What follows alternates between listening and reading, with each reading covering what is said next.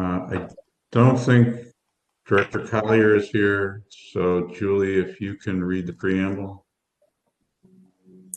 Absolutely.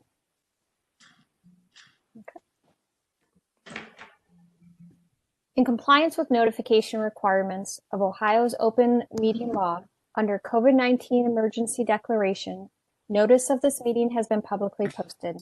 All boards and commissions under the purview of the City Planning Department conducts its meetings according to Robert's Rules of Order.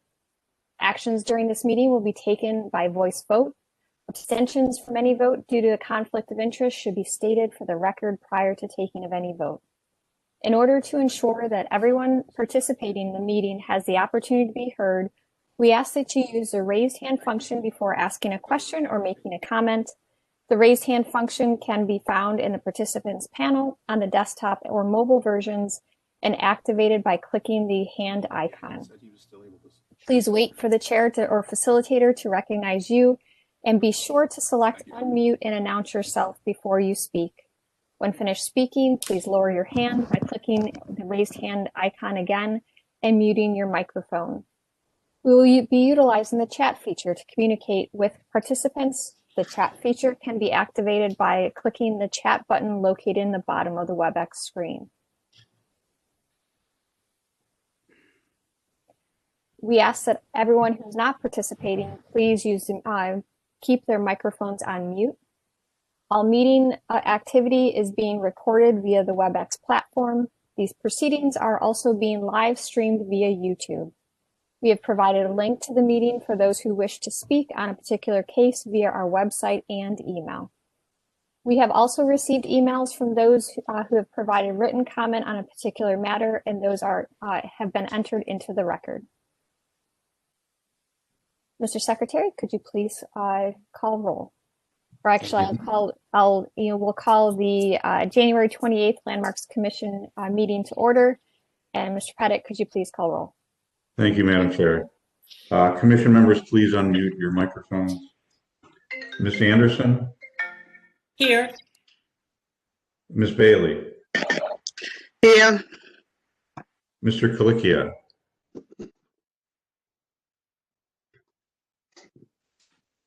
Mr. Kalikia, are you muted? Thank you. Director Collier?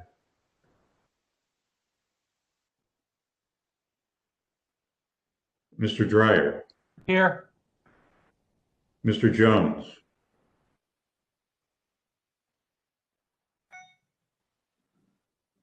Mr. Santoro?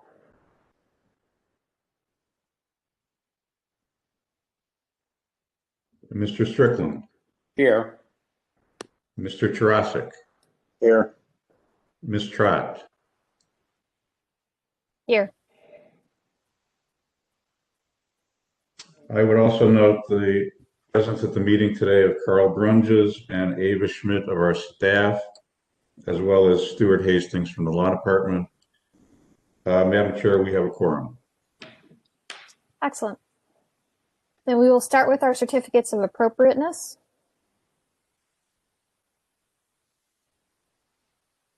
We'd like to ask the first presenter to use the raise hand function so your microphone can be unmuted and we can easily identify you.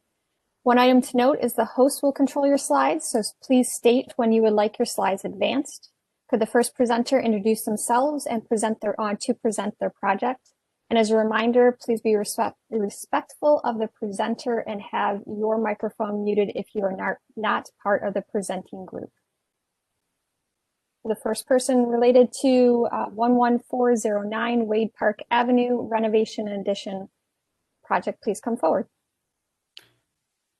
Madam Chair, we have Mr. Jim, and I'm going to say your name wrong, but Tachek with his hand raised.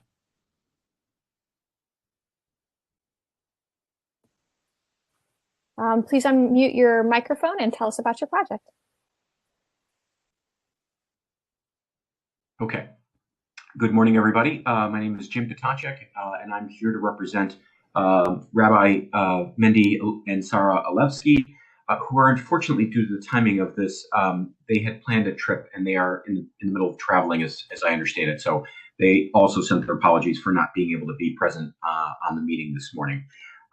This may feel like an amazing echo. It's like, we saw this last year, which is accurate. And graciously, the Landmarks Commission had reviewed this project and given an approval to what was at the time a much larger project.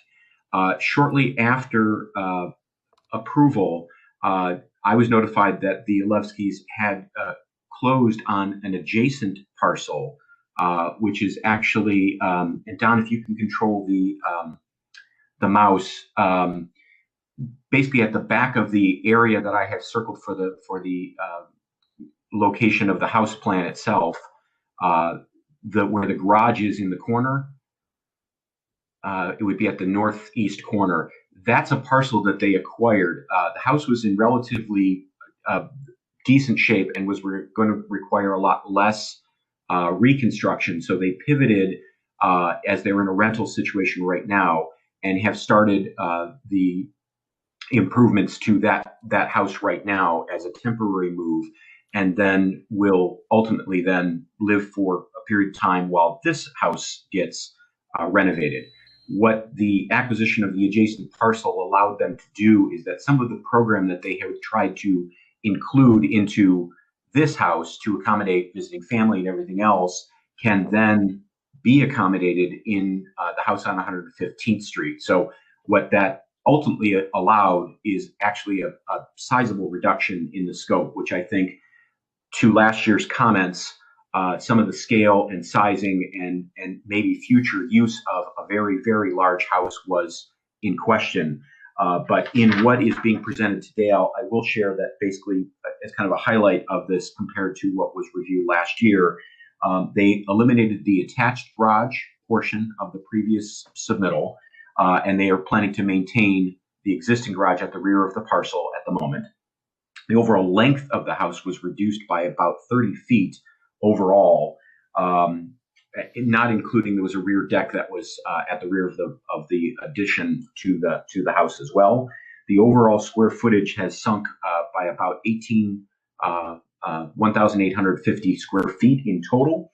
And then, per some of the comments that were made at the last Landmarks Commission, we did investigate the possibility of lowering the addition's roof. We changed the roof pitch from a 412 to a 312, which essentially dropped the ridge by approximately 2 feet lower, which was a concern about the visibility of this new addition from the street. So that was in keeping with one of the asks of last year. And then as the last iteration of this had some additional kind of siding and architectural treatments that the Landmarks Commission had recommended we revisit, the palette of exterior materials has been greatly simplified to just essentially be a palette of shake siding and siding itself. So we're hopeful that what is being shown is going to be in keeping with not only the guidance from last year, but obviously a much reduced project in terms of scale and overall investment into the project. So Don, if you wouldn't mind just going through, I'll kind of do this kind of quickly in out of concern of everyone's time. So basically the basement program is essentially the same. The front half of the house is to be maintained. The existing lower level of the basement is as existing. It's going to be repurposed primarily for a little bit of open space and some storage. And then where the new addition is, they're going to lower the floor so that they can create a larger multi-purpose space for family gatherings. Again, as, just to remind everyone, I believe I may have this incorrectly in terms of the attribution, but either Rabbi Mendy has 13 siblings or Sarah has 13 siblings, and the other spouse has 11. So they come from very large families, and when family does visit, it is a large gathering, which is part of why this room is intended to be, if they're going to have a family gathering, they can now have a space to permit that to happen. And they are repurposing a root cellar for a Passover kitchen. The balance of this, again, the front half of the house is being maintained in its entirety. Some of the guts are going to be kind of reconfigured to open it up, again, with an eye towards creating more open space on the front half of the box of the existing footprint of the house. And then some of the newer functional aspects, kitchen, vertical circulation to link back up, are being replaced to link across the first and second and third floors. If you could advance to the next one. Similarly, we're just kind of carving up the second floor into baths and bedrooms to accommodate their growing family. I think they're at 5 kids and counting at this point, with, I think, aspirations of reaching a 10 or 11 number as well. And then having a kind of a combined family living kitchen space on the second floor, which again, I believe is in keeping with their religious practice, that there's basically a dairy kitchen and a meat kitchen in the house. And then the vertical circulation in the back corner, kind of, again, linking from first to second and then to third.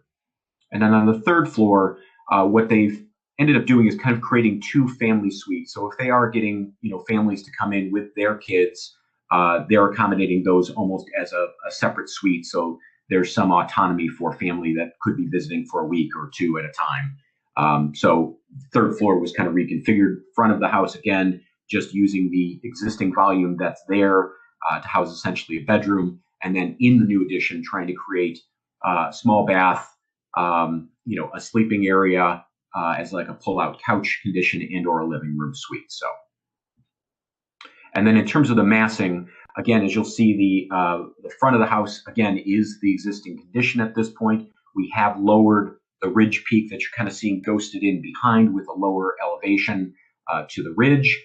And then similarly on the back, despite the volume, we're trying to craft or create kind of this gable end condition to kind of better relate to some of the surrounding homes. And then on the side elevation, this is sort of the east elevation of the house, basically which abuts a series of garages for those homes on 115th. But again, just trying to create some appropriately scaled windows. And you'll see that the existing box of the house, kind of separated by the large dotted line, is essentially maintained in its entirety at this point as the original character of the home. And then on the other side, the west side, again, same condition, maintaining the existing box of the existing home, including a portion of the first floor that was kind of currently like a rear sun porch is being maintained, and then basically stacked up against with setback conditions. This is actually similar to trying to dissolve that, because this is more of the more visible portion of the house because of the adjacent lot to the east being vacant. So we've done more to step back additions, basically trying to walk back away from the box itself to kind of preserve that whatever the shape or form of that existing home, and let kind of the additions step back and take a little more second fiddle relationship to the primary box that's being maintained. So that was the presentation. Happy to entertain any questions or thoughts or comments. Thank you. Is Rob Norton here from the Design Review Committee? Yes. Could you tell us about your review? Basically, the local design review committee's review was listening to the updates that Mr. Ptacek provided. We found we had no problem with the adjustments, revisions to the plans. We feel the comments in prior meetings were all taken into consideration with the revisions, and basically voted to approve the revisions that he presented at our last meeting in December. Only thing I would mention in his presentation, he mentioned the lot to the east is vacant. That's actually the lot to the west in your last slide. And yeah, the lot is to the west. But we were very pleased with the revisions, and we hope everything goes well with once the project gets going. Excellent, thank you. I'll open up the floor to the commission then for questions or comments.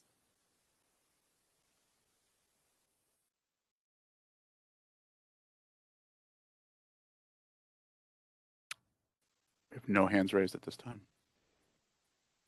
Questions or comments from the commission? I guess I'll start us off then. I think the adjustments to the design are very favorable. As a local committee said, I think you tried to take our comments to heart on the last design and incorporate them here. So I do appreciate having a more contextual use of sidings versus a more modern use of sidings, and trying to stay within the structure itself. I know that we had a little bit of a question about the third floor pop-up. In reviewing this again, I don't see that much of an issue for my personally of that pop-up at the third floor because of some of the precedents we looked at down the street. Other feedback from the commission?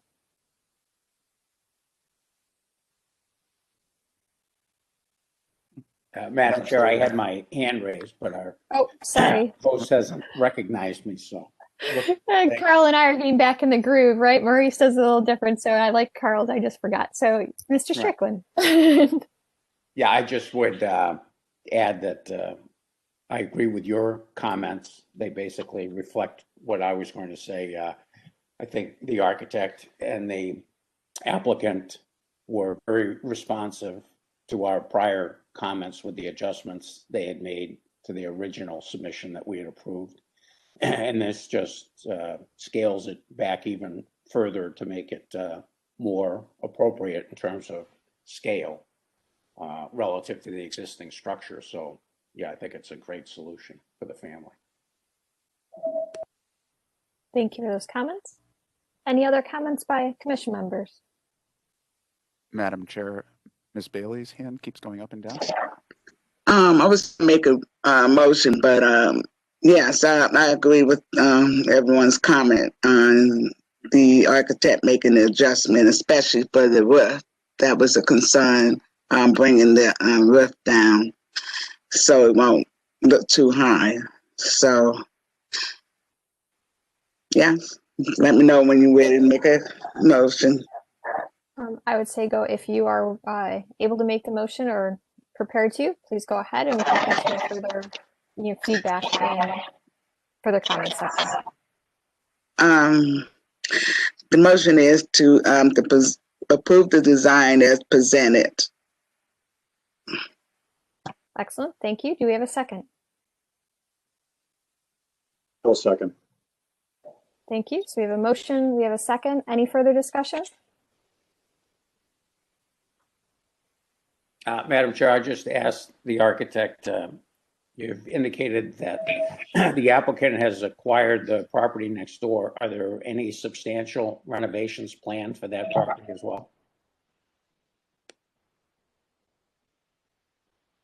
Mr. Potacek has his hand raised. Yes, Mr. Strickland. They actually have pushed forward with renovations. They've actually had interior renovation drawings approved, and the construction is ongoing at this point. They moved fairly quickly in the fall to move through the drawings, and that project is that house will be renovated fully.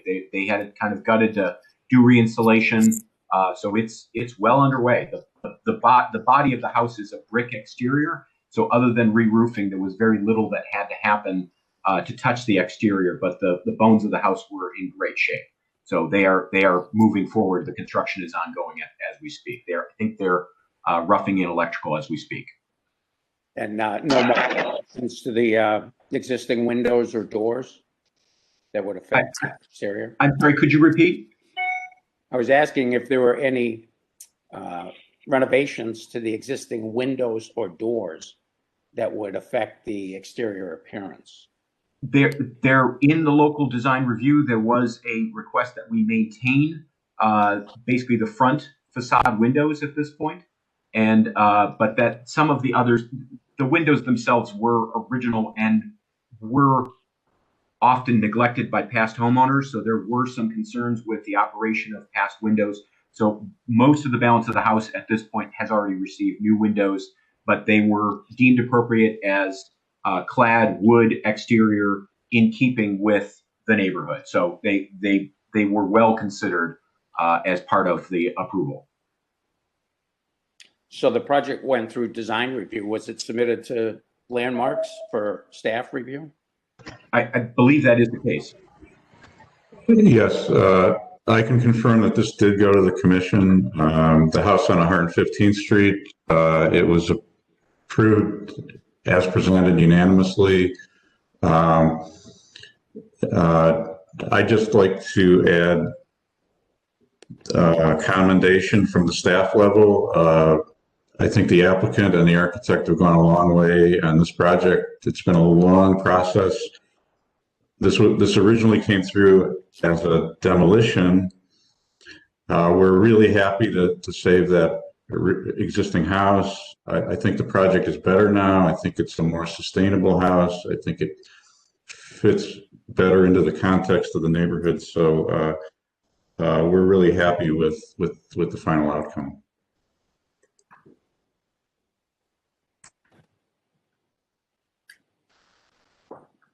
Well, thank you for the addition of comments. Any further comments? No hands raised this time. All right, Mr. Pettit, please call roll and announce the results. Ms. Anderson, Yes. Ms. Daly, Yes. Mr. Kalikia,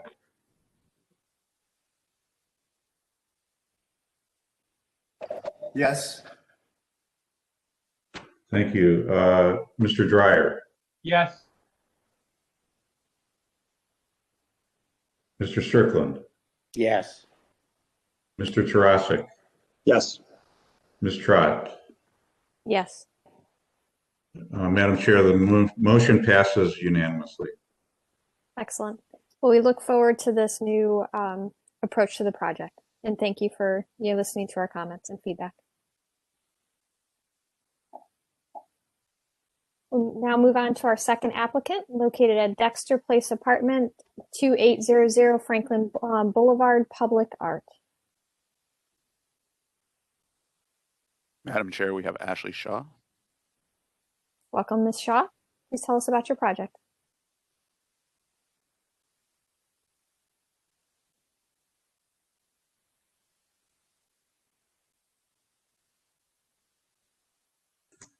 Ashley, I think you're muted. Can you guys hear me okay? We can now. Yes. Okay, I'm calling in, so let me know if you get feedback. I think my computer's picking up my voice. I'm Ashley Shaw, Director of Neighborhood Planning for Ohio City Incorporated. We are partnering with the developer Casto, who is also on the line, to do a public art project at their new apartment building called Dexter Place on Franklin and West 28th in Ohio City.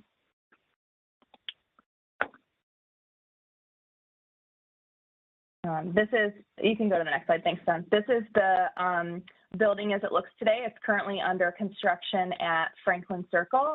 It is about 115 apartments and then 8,000 square feet of commercial space. The project was designed intentionally to wrap the historic Franklin Circle. The roundabout was reinstalled last year by the city of Cleveland. So there'll be there's a public space on each of the four corners of the circle, including in front of Dexter Place. And the developer has been working with us to do some enhancements to that public space in front of their property. So as construction is completed, you'll see a public green space in front of this building as well.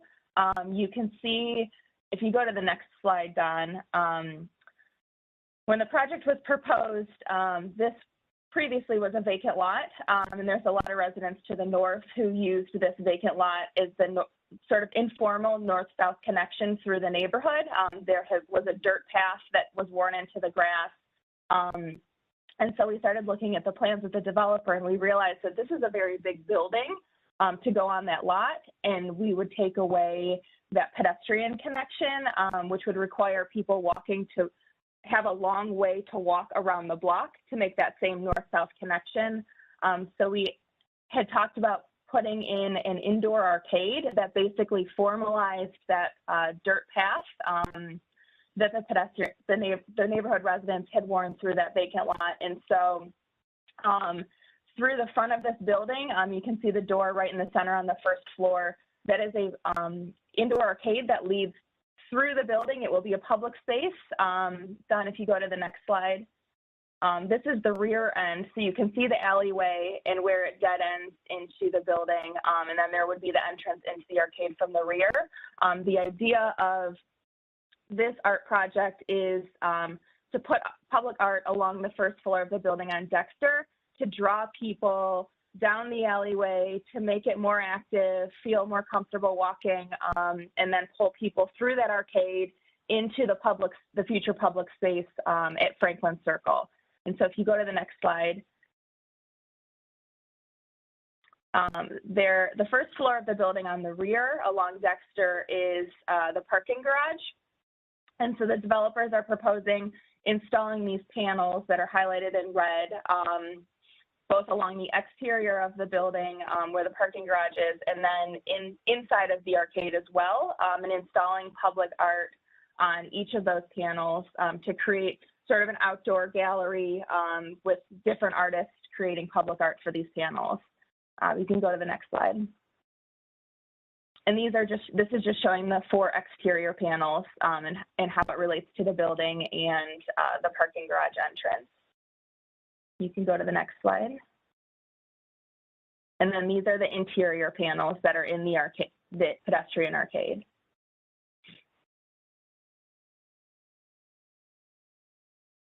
So we worked with, we put out an RFP with Casto to call for local artists.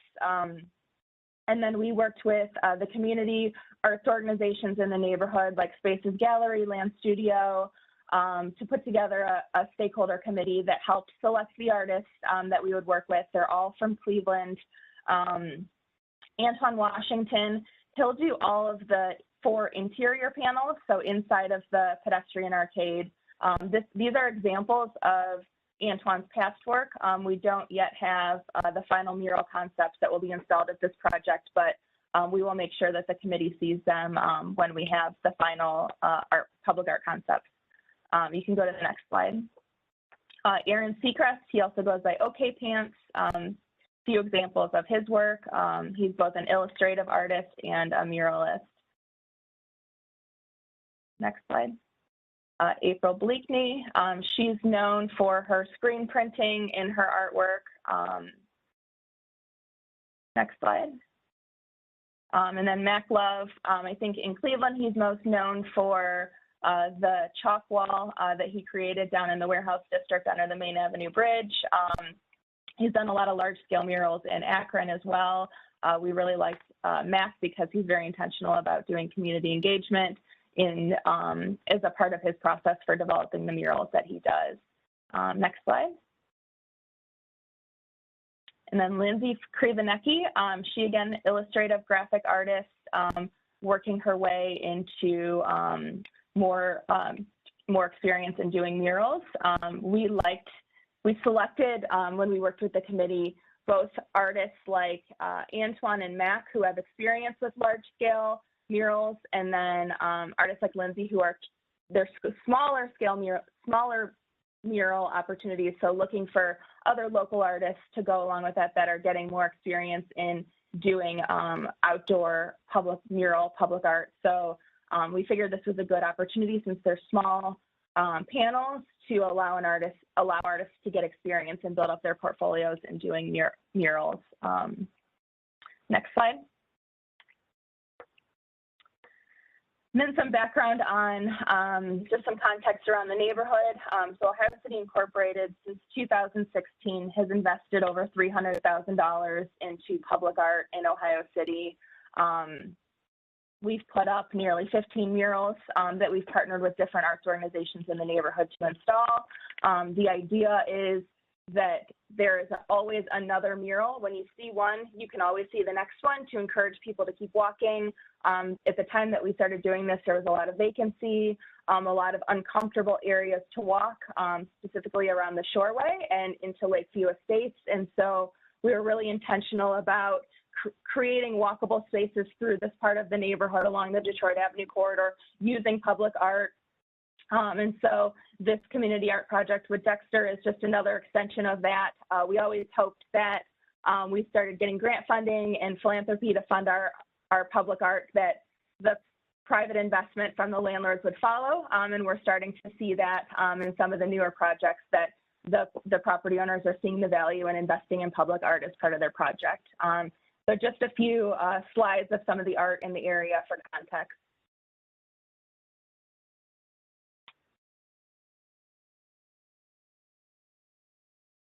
Thank you. And then I will turn it over to our partners at Casto to share some details on the panels and the murals that will be installed.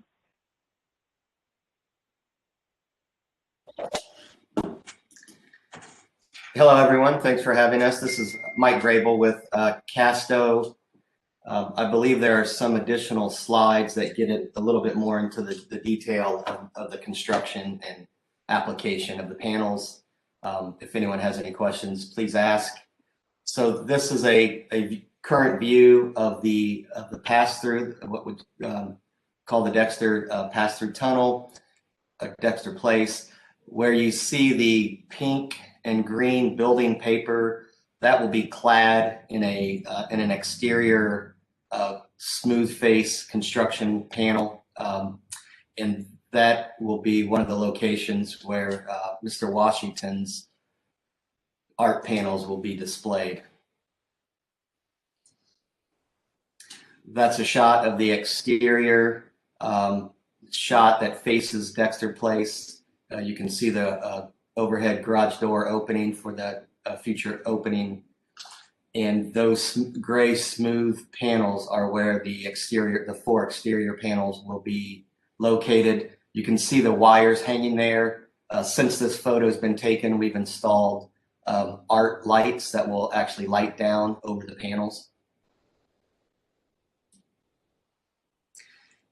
This is a detail from the architect's drawing showing the hanging process. It will be exterior. All the artwork will be painted on exterior grade plywood. Each artist has been tasked with using exterior grade materials and coating the panels, and then our carpenters will hang them directly to the building and on a cleated system, and then we will frame the entire panel with an exterior grade wood painted black painted frame that will kind of neatly tie it all together. You can kind of see an elevation there, how the panels will be locked together, and then the cleat system, and then the frame around the exterior of the panel.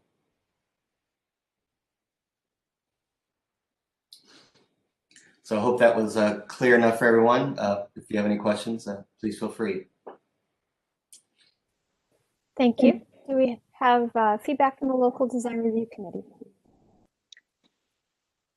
Good morning.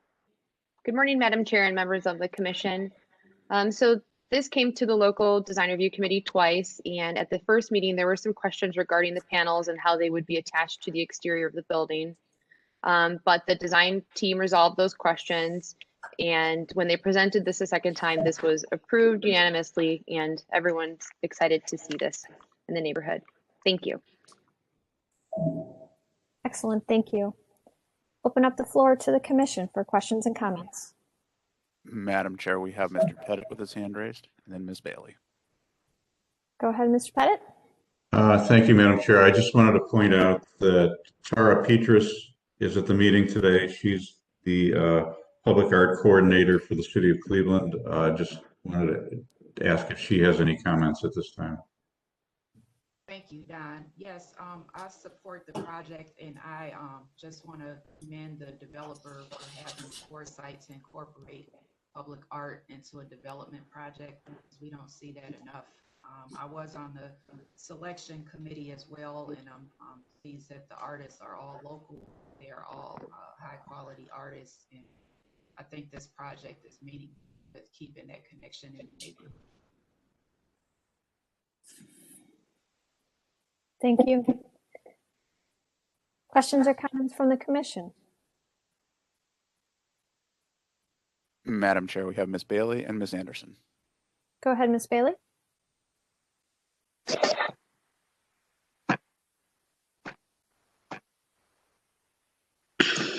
Hi. Yes, I commend the team for putting this artwork together for this project. So the artists that we see in their past work, is some of them in there is what presented, are we going to see on the building, or it was just the past work? That's Ms. Shaw. Did we see some of the actual work that's going to go on the building? You just did an RFP. That's what I heard you said. You did an RFP, request for proposals. So you haven't received the artworks yet, right? That's going to go on the building?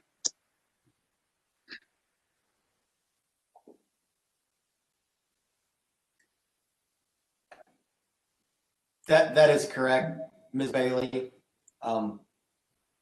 We sent out, that was to show samples of work of the actual artists that we selected. They are in the process of working on their presentation in other actual works. Okay. So, Madam Chair, I'm just want to know what we're approving today, just the location, or so are we going to look at this again later? So I'll let Don correct me if I don't say this correctly. Our privy is really locations and how it interacts with the building itself. It is not about the art itself. So it's really our time for feedback. What we're approving are the locations and its connection to the architecture, and do we approve versus the art itself. So I don't know if we will see this again. I'll let Don answer that one. I think at this is our approving time. Madam Chair, that's all correct. We've done this in the past with other mural programs, the Creative Fusion project in Ingetown, the Detroit Shoreway Public Art Project. It's actually an RFQ, not an RFP, and we're just reviewing the locations, the methods of attachment, the appropriateness for this building. They will have to come back later with the final concepts. But this might go to staff versus commission, correct? Can you repeat that? Will that come back to the full commission or be approved potentially by staff only? We've done it both ways. I think it's up to the commission to make that call. If you want to see it again, we can bring it back to the commission. They will have to go to the local design review committee. In some cases, we have done it at the staff level, but if you feel they should come back, then we can do that. I have one more question. This is for the owner or the art team. Is there any future plans of having future artists? Like, do you have a timeline how long the artwork's going to be on, and you're going to take it down and have future artworks coming on? You know what I mean? Like have a periodic, like one set of artists, and then maybe in the future have another new set of artists coming in.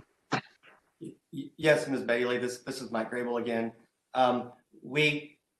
Our plan is for these pieces to last maybe from a 2 to 4 year period, and they are designed and hung on the building such that they can be replaced, repaired as necessary, or replaced with new work. So it's not yet to be determined, but all that flexibility has been built into our system.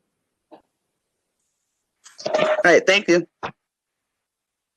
Ms. Anderson, I believe you're next. Thank you, Madam Chair. I have a couple of questions, and I apologize. I maybe was not paying close enough attention. All of these spaces are either in the arcade or facing Dexter, correct? That is correct. Okay. Because I'm starting to be concerned. There's quite a bit of public art in this area, you know, and it's attractive and nice, but I think we can get too much of a good thing when it comes to large, very colorful, very, they're exciting images, but when you have too many, it becomes busy. But if this is just in the areas along Dexter and in that corridor there, I think this is a great use for great place for public art. My other question is regarding the permanence of the artwork. You mentioned they're only going to be up for a few years, so hopefully that there won't be an issue with the outdoor plywood. I mean, it is still plywood. And our building on Detroit, a few blocks away from this building, was tagged by graffiti artists over the weekend. So I was wondering if there's any kind of coating or anything that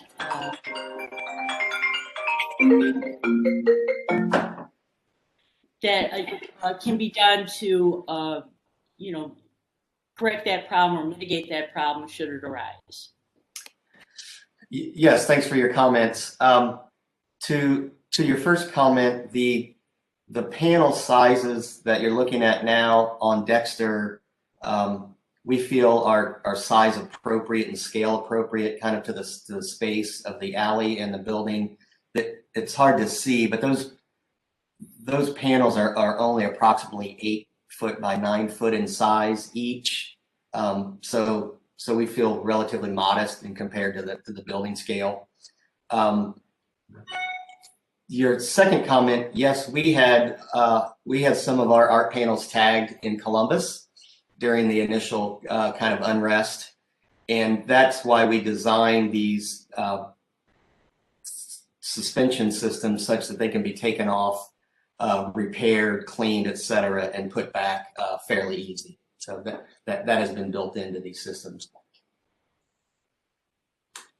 And also to your comment about the exterior grade plywood and the coating that will be applied, that was done from consulting with Ashley at OCI in terms of the balance between costs and kind of best practices for longevity, and we felt like this was the best solution. So that's why we acknowledge that these may only last 3 to 4 years. Maybe they can get repaired and resurfaced if we chose to extend their life, or maybe we invite a new set of artists. Thank you. With good information. Mr. Strickland, I believe you're next. Thank you, Madam Chair. Yeah, my comments were going to be relative to the durability of the artwork as well, given that the substrate is exterior grade plywood. And I wondered what the applicant's experience may have been from prior projects with this type of installation, and suggest perhaps if they think about wrapping that plywood with fiberglass and epoxy to extend its life. It's a fairly inexpensive treatment. It's used in boat building extensively and could really extend the durability and the life of that artwork with minor additional expense, just as a suggestion. Yes, thanks for that. I might let Ashley speak a little bit to the kind of the materials from an applique point of view that the artists use. Our panels similar to this down in Columbus have been up for a few years now, and other than just the tagging of the graffiti, they've been fairly successful, and their longevity has had a pretty good record.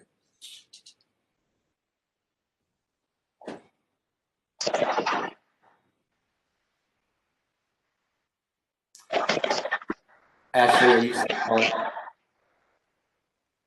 Are you able to hear me? Yes. Okay. So we've had similar murals that we've done on this type of material. We put one up in 2017 that still looks like it did when it was installed.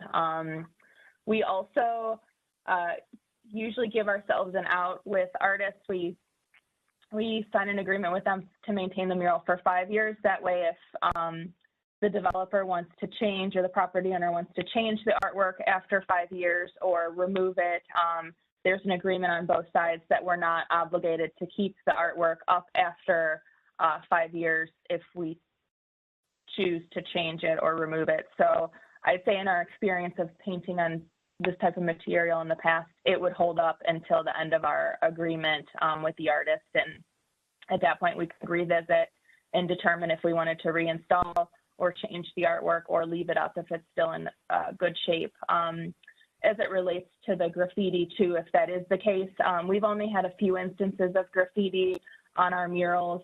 Generally, people tend to respect them. We put murals on buildings that are tagged quite often to prevent graffiti. And in the instances that we've had graffiti, we've worked with the artists to repair, and we keep a maintenance budget so that we can make sure that we repair the murals if they are tagged.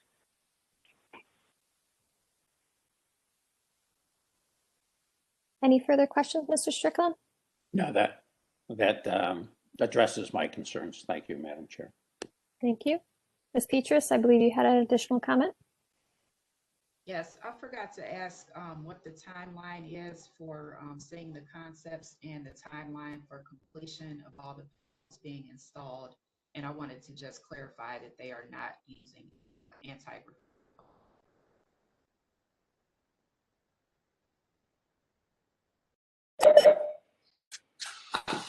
I'm sorry, I did not hear the last part of your question, Ms. Petrus.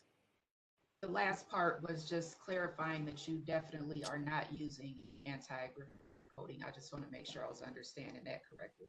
The other part was the timeline for the concepts and the completion. Mike, I can take that. I know our partners at Casto are working with the artists on timelines at work. We gave them an estimate of February 28th to have the work completed. That works for some, and I don't think that works for all. So they're going back and forth with the artists right now, trying to figure out a timeline that works for them. But it would be in the area of late February, early March to have the work completed. And the artists have been working on their concepts for, I think, about 3 weeks now. So we anticipate having those concepts pretty soon.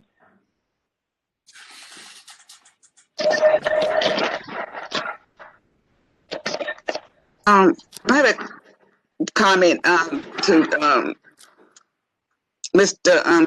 Grable in regards to your light fixtures.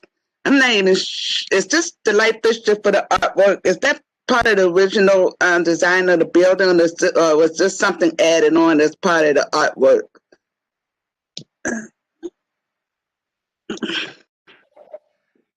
It was because these are art-specific light fixtures that we installed.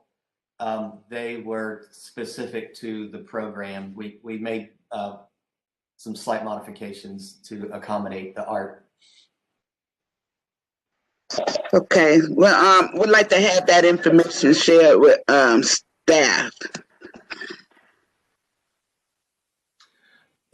What information exactly are you requesting? The light fixtures, the type of light fixtures information. Oh, okay. Right, a cut sheet of the light fixture I think Ms. Bailey's referring to. a cut sheet of the light fixture is what Ms. Bailey is referring to. Yes, we can do that. So I guess I'll just give my comments. I think the locations here are, based on the scale of the structure, fairly modest, and I appreciate that they are a little bit more hidden off of Dexter versus off of Franklin or the side street. I think it adds, a discovery element to the building, and so I do appreciate that. I think the sizes are fairly, modest, but obviously the artwork will, really dictate that if there's enough spacing for each piece of art or not. But how the art has been incorporated into the architecture, I personally feel is appropriate, and the hanging mechanisms are appropriate too, to allow some flexibility of changing the artwork. My only feedback, and this is where my architect's hat is, I do like the addition of the art light above it, because that will provide even security and lighting for that alley space. But how you would replace those pieces, with clearance between the light and the piece of art. So just as you're finalizing the piece of art and the cleaning system and the light that you selected, just make sure they're thinking about that. That's really all my feedback. So is there Madam any? Chair, no Oh, other hands raised at this time. Okay, thank you. If there's no other questions, would someone like to put forward a motion? I make a motion. Move approval of the location of the artwork. Would like to see the Ohio City selections of the artwork to share with the landmark once they select their selection for the location. And also, if possible, just share the information of their program plan, which including the timeline, the maintenance of the artwork. And I like the idea of changeable future artwork. If the structures can clearly design, whereas they can take the artwork off for a certain time and then put new ones on if they chose to. And provide more information on preserving the exterior artwork, like with the coding information. And as well as Ms. Shaw, you mentioned how well the plywoods and held up. Provide more information about that to staff, and as well as the type of lighting and the cut sheet that's going to be used over those artwork. And the timeline too, as well, for the art. Like I heard you say 4 to 5 years. So yeah, that's my motion. Okay, thank you for the motion. Do we have a second? There you go. So do we have a second? And then I'm going to ask Mr. Pettit if you are clear on the conditions that have been outlined. Or would you like to clarify that first and then there can be a second? I think I have all the items that were enumerated in the motion. Okay, so it's a cut sheet of the art, the timeline of the program of the art. We would like to see the final art and clarify if an anti-graffiti coating will be placed on the art. Those 4 conditions, did I cover them? And the maintenance. The program plan and the timeline. Perfect. So we have a motion with conditions. Do we have a second? I'll second the motion. Thank you. Any further discussion by the commission? All right, Mr. Pettit, please call roll and announce the results. Ms. Anderson, Yes. Ms. Bailey, Yes. Mr. Kalikia, Abstain. Mr. Dryer, Yes. Mr. Strickland, Yes. Mr. Tarasik, Yes. Ms. Trott. Yes. Madam Chair, the motion passes with one abstention. Excellent, thank you. We look forward to seeing this continue to develop.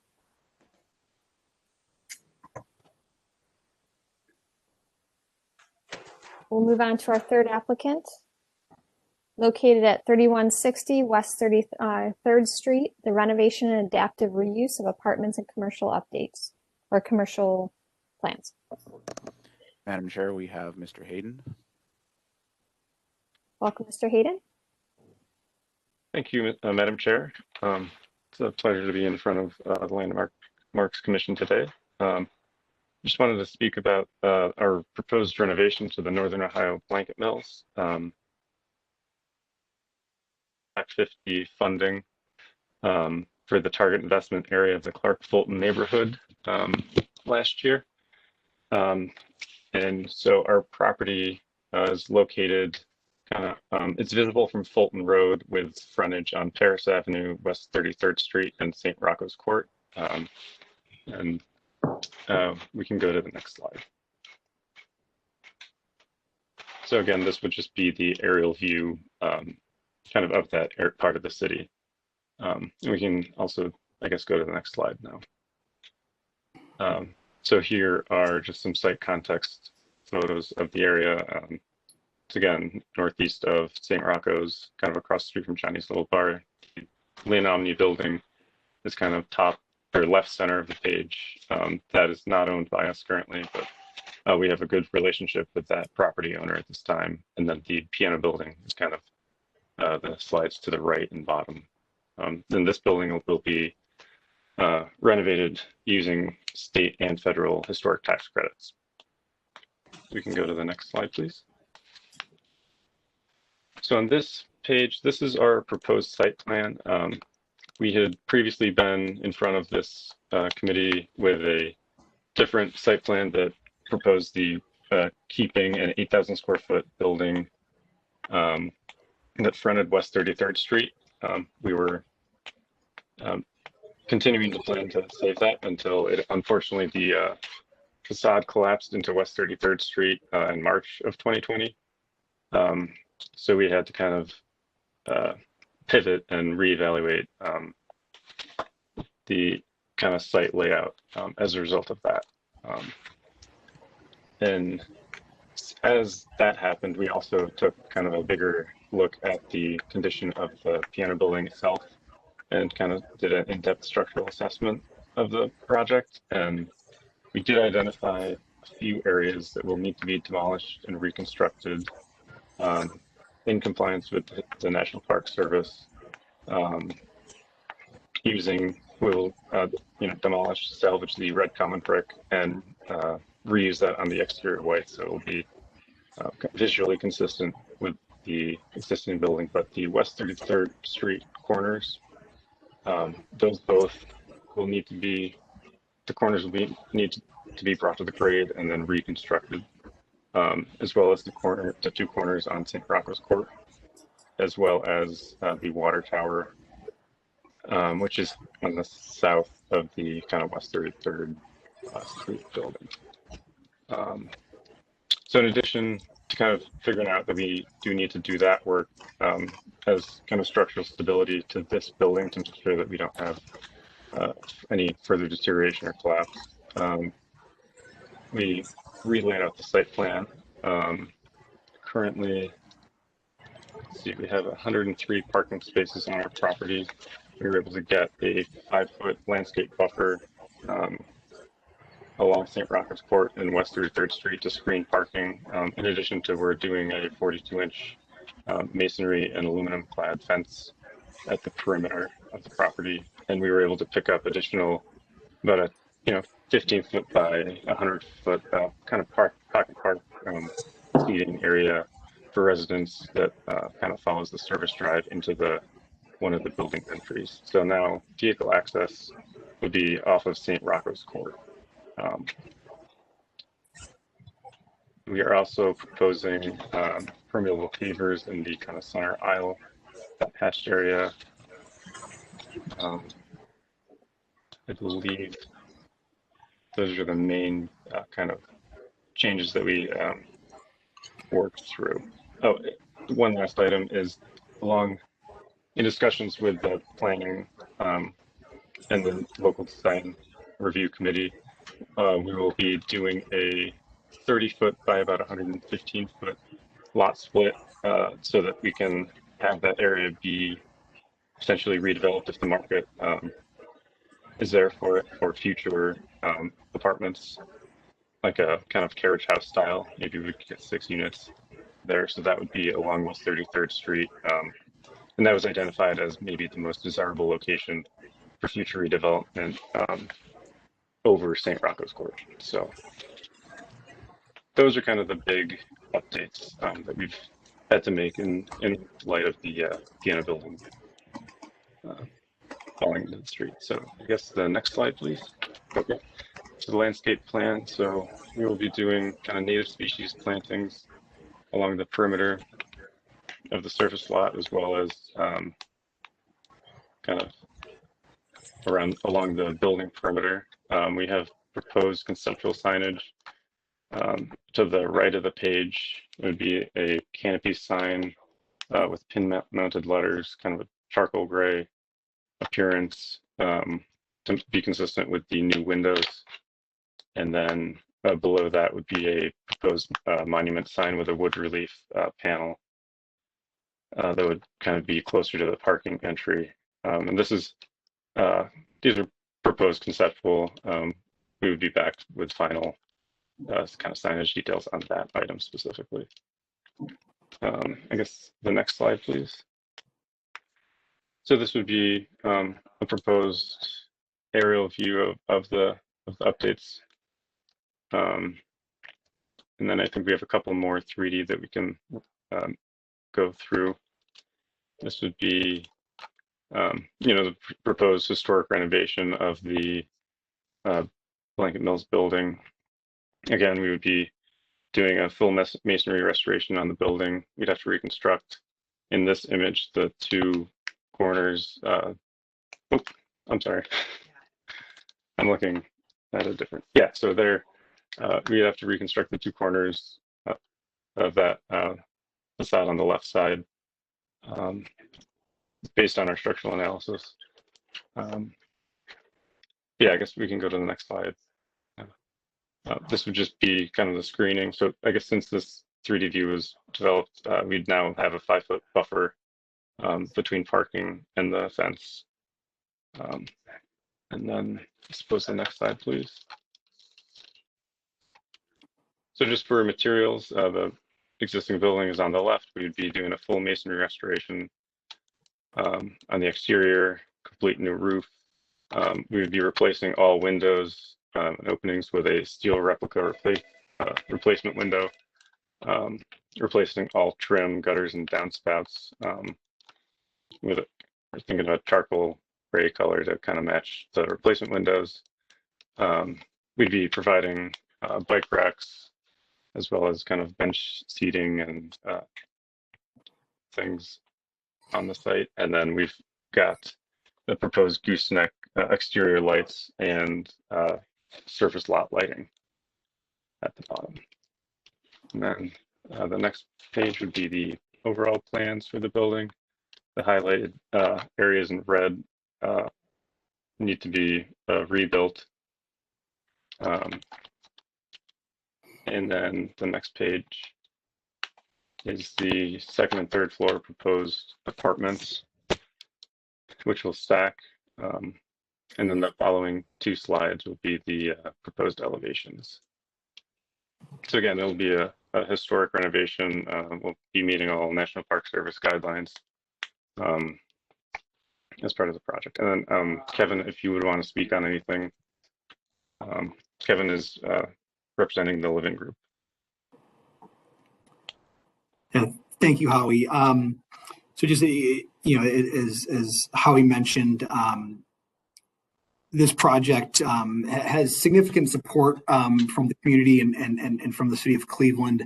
It was awarded, it was the first project awarded by the city of Cleveland, low-income housing tax credits as part of the program that Ohio Housing Finance Agency developed with Cleveland, Columbus, and Cincinnati to target specific city neighborhoods and get housing tax credits into difficult projects that could be used to create mixed income neighborhoods.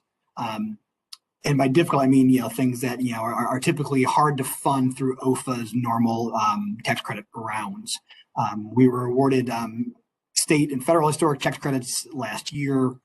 We were awarded 60 place-based vouchers by CMHA for rental support for the 60 units on the second and third floors. We have done, as Howie mentioned, significant, structural analysis of the building, and teaming it with our design team, with our, construction team, with our historic preservation team to make sure that what we have going forward is going to meet the requirements of the historic tax credits. And then, right now we have a first floor, a letter of intent for a first floor user to provide, nonprofit services, high quality daycare, medical care out of that space as well. And really we're lining up, sort of the financial pieces of this spring with, a goal of having this project, of having all the financing together, by, late spring, early summer with, a goal of getting the project really underway, by midsummer. So something that the councilwoman has been very supportive. Metro West CDO is a partner with us in this project. They are 25% of the general partnership of it, because they have been supportive of this project since its inception. We've been putting this together since roughly 2013. So it's been a long time coming, and it's something that, everyone that we've talked to about this, from financial institutions to community groups to the city to, the philanthropic community here in town, is very excited about, and, are looking for sort of opportunities and ways to support this project, and something we're very excited about moving forward. Excellent. Thank you for telling us about your project. Do we have feedback from the local committee? Madam Chair, I do not have the report today, but this was reviewed and approved by the Near West Design Review Committee. Thank you. We'll open the floor to the commission then for questions and comments.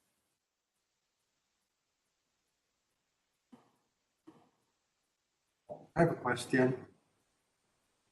Go ahead.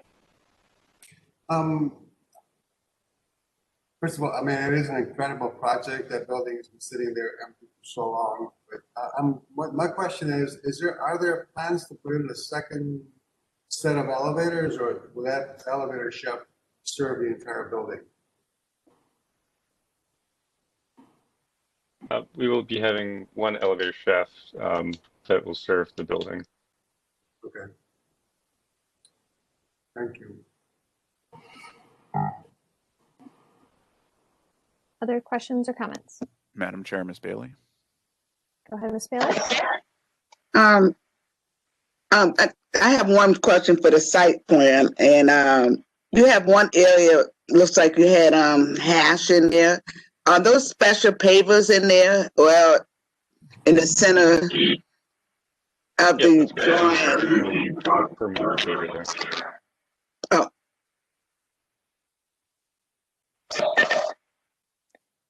I think the architect said it should be permanent permeable pavers. Okay. All right. You're back on mute, Ms. Bailey. The next question is for the windows. Are you trying to duplicate the type of style windows, and are they operable or not? You're going to have these small glasses as which is shown right now, the existing condition. Are you trying to duplicate the same style, and they're not going to be operable? Because I can't see what type of windows you have. It looks like you have the same styles as the existing. I can't see on the drawings. So we will be using a steel replica replacement window. So as part of the historic tax credit award, yeah, we will be essentially replacing in kind, just with kind of better energy efficiency, but replacing in kind with the existing appearance. So. Is any of them going to be operable, or are they going to be fixed? Yes, operable. Yeah, so a majority of them will be operable. Due to our energy model, we have maybe 10 in the project that need to be fixed, but all units will have operable windows. You can stay here. I just want to get an understanding of this tall tower right here. I had to go to one of the PDF that was sent to us earlier, and that's a staircase. You said that you're replacing that whole thing because it's in bad condition structurally, and you just rebuilding it? Correct, yes. Brought down to grade, reconstructed. The exterior appearance will be exactly as it is now, just, it'll be stable. So right now there's no roof on that. It has also had some limited deterioration, and the walls of it are extremely wet with moisture. So it's not in really it's dangerous to assess it. So our team's kind of decision is to bring it down to grade and reconstruct it using the red common brick. It'll be salvaged brick, so it'll match the existing kind of appearance. So inside of it is a staircase, right? Correct. All right, that's all my questions. Thank you. Additional questions and comments? Madam Chair, there are no other hands raised at this time.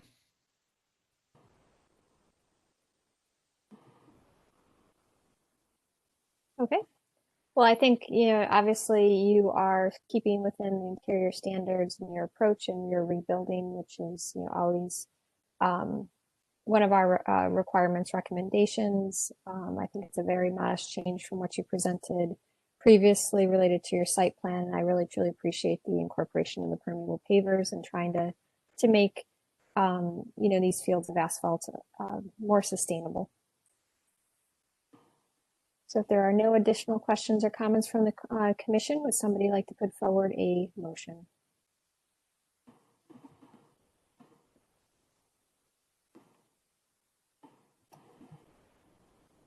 A motion. I'll make a motion to move the project as presented. Thank you. Do we have a second? I'll second that motion. Thank you. Any further discussion?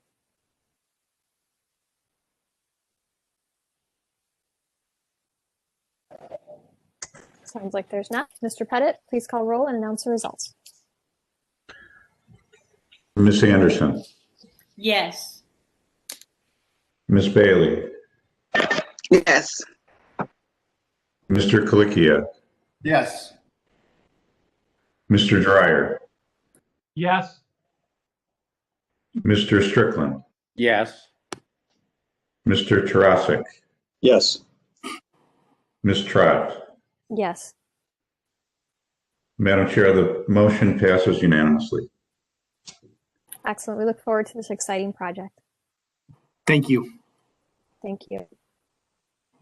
We'll now move on to our fourth applicant, located at 3250 Lorraine Avenue, a storefront renovation.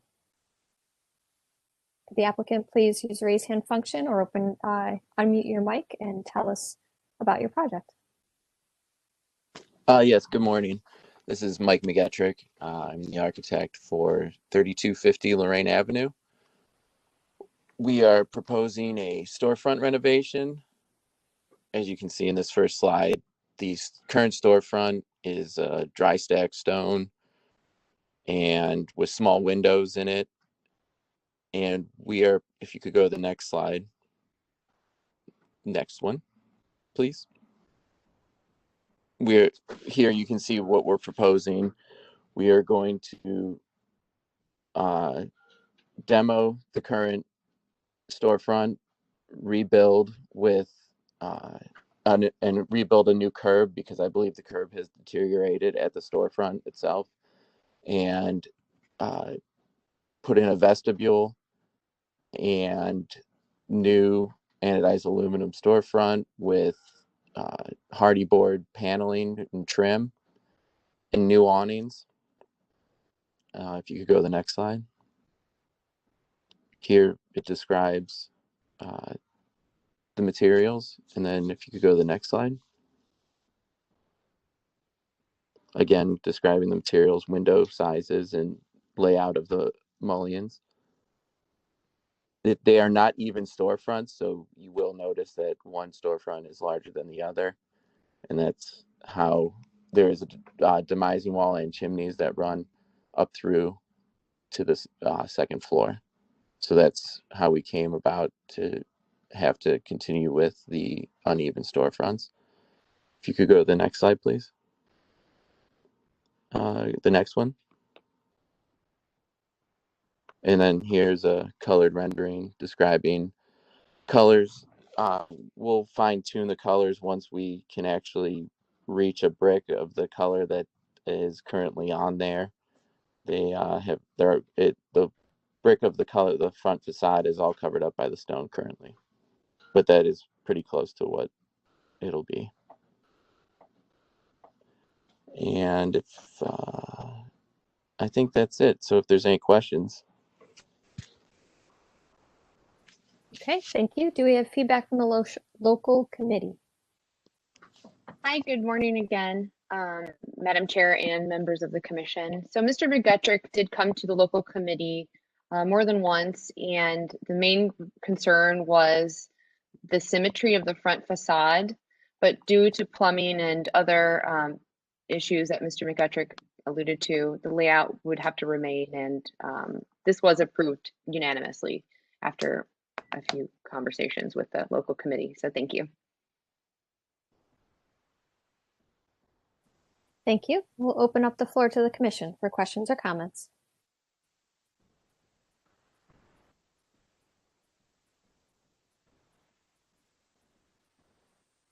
Madam Chair, Ms. Anderson. Go ahead, Ms. Anderson. Thank you, Madam Chair. This is going to be a really refreshing change to the stone facade that's currently there that just doesn't work with the building or the neighborhood. So I'm really looking forward to seeing this. My question is regarding the door to the far left. I take it that probably goes upstairs to apartments above. I'm just wondering if there are any original photos available that could inform why you placed that particular type of door in that location.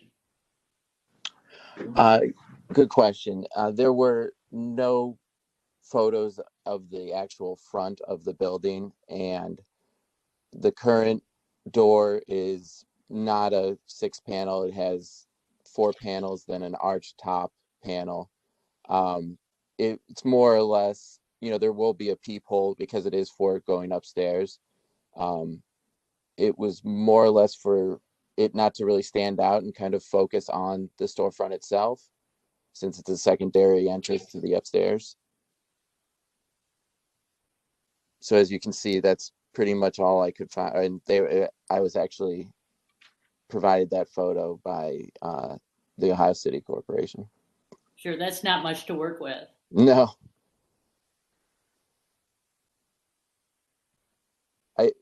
Again, just more about security reasoning, also not having glass on it. Yeah, that makes sense. I'm just wondering if there is a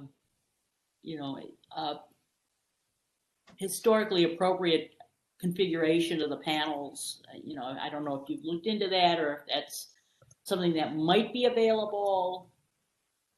If not, it's not a dominant feature of the facade, but there was something that was more in character with that vintage building, that would be an improvement, I would think. Understood.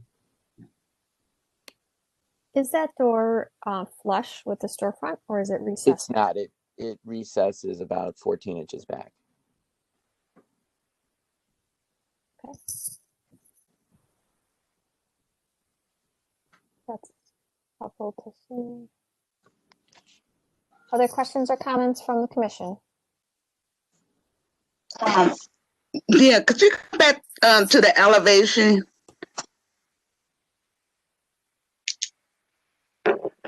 Yes. I'm just looking how much difference wood. I see you have hardy board and then you have the aluminum framing for your windows.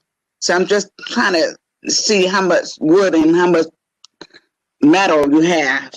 So the bottom part looks like you have wood, the hardy board at the bottom, wood panels. And then your door looks like it's wood. And then as you go at the top, I'm trying to get understanding what materials above the door. And then the transom above the windows, obviously, metal. And then when you go into the center, it's metal. And the transom above is metal. And then the center is also metal. So I just want to see how much wood you have in here. Could you just give me the material? Yeah. Yeah. Yes. Okay. Just and then do you have awning in here as well? Yeah. Yes. Okay. Yeah. Go over the material for me, please. Will do. Okay. The storefront will be anodized aluminum storefront, and then we will be using hardy paneling at the knee wall of the storefront to create panels with a recessed inset panel out of hardy as well. And then in the above the transoms, above the doors into the storefronts are glass, and then to the apartment will be hardy board panel. And then also in that vestibule, there's a soffit, which will be hardy board paneling to mimic the same kind of paneling that we're doing at the knee wall. And then above it, where we'll cover the LVL with hardy trim as well. And then the awnings will be a color to match the paint of the black paint of the hardy board.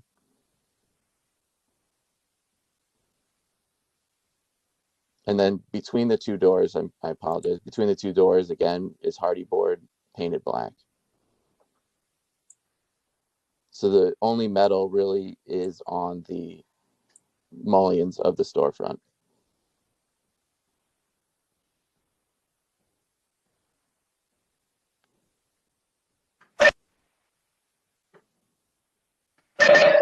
Muted myself. All right, so it's hardy board in between the doors in the center, and at the top is also hardy board. Correct. That long piece is also hardy board. Correct.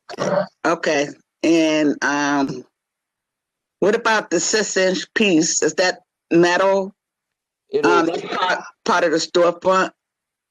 It will be in the corners because. Okay. But other than that, everything else will be hardy. Okay. All right. And you mentioned that you haven't determined the color yet. Is that what you said earlier? So for the inset panel, it'll be close to the color shown. So, it's going to be a brown, yellow in there of some sort. I'm sorry, is that much? Yes, it will be close to that color. It will definitely be a color from the color palette of the current brick.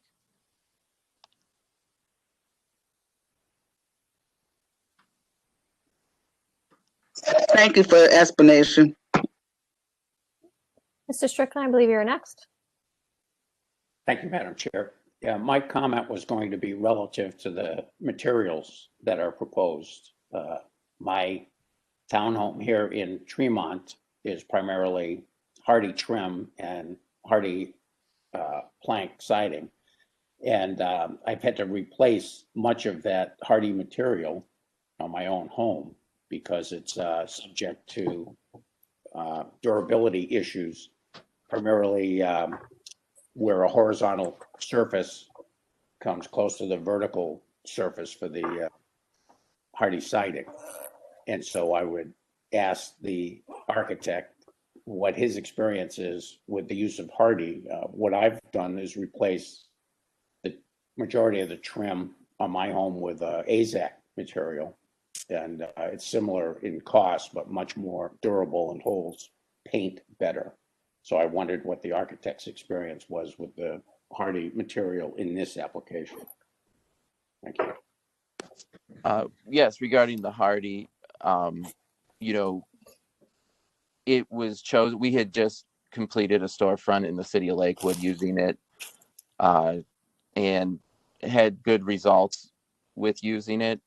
If, you know, I would not object to using AZEK. We've used that as well.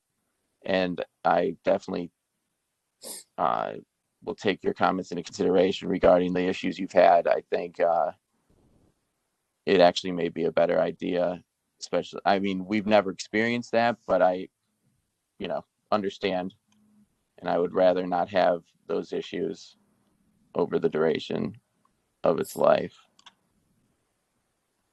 Yeah, I can just, again, relay from firsthand experience that definitely I've had to replace that hardy material, especially the trim. The trim just blows up over time and swells, and the AZEK is much more stable, and it's in terms of price point, it's virtually the same cost and ease of application in using the AZEK material. Just a suggestion for your consideration. Thank you.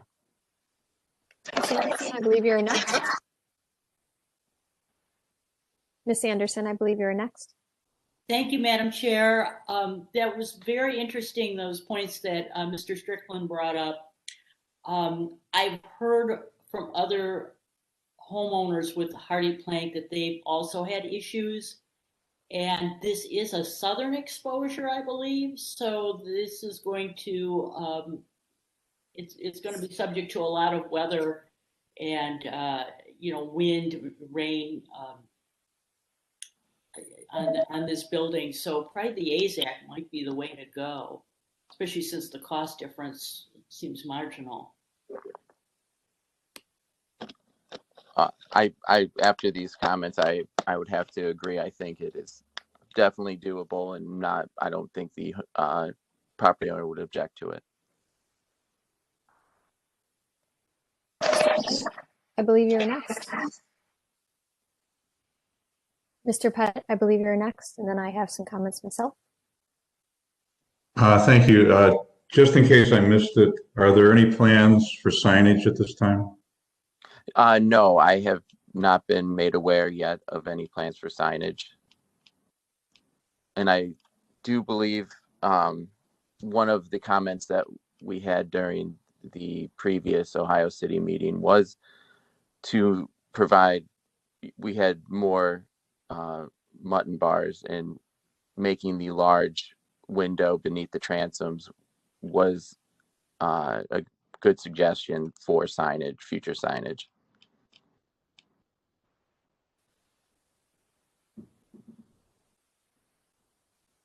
Any further questions, Mr. Pettit?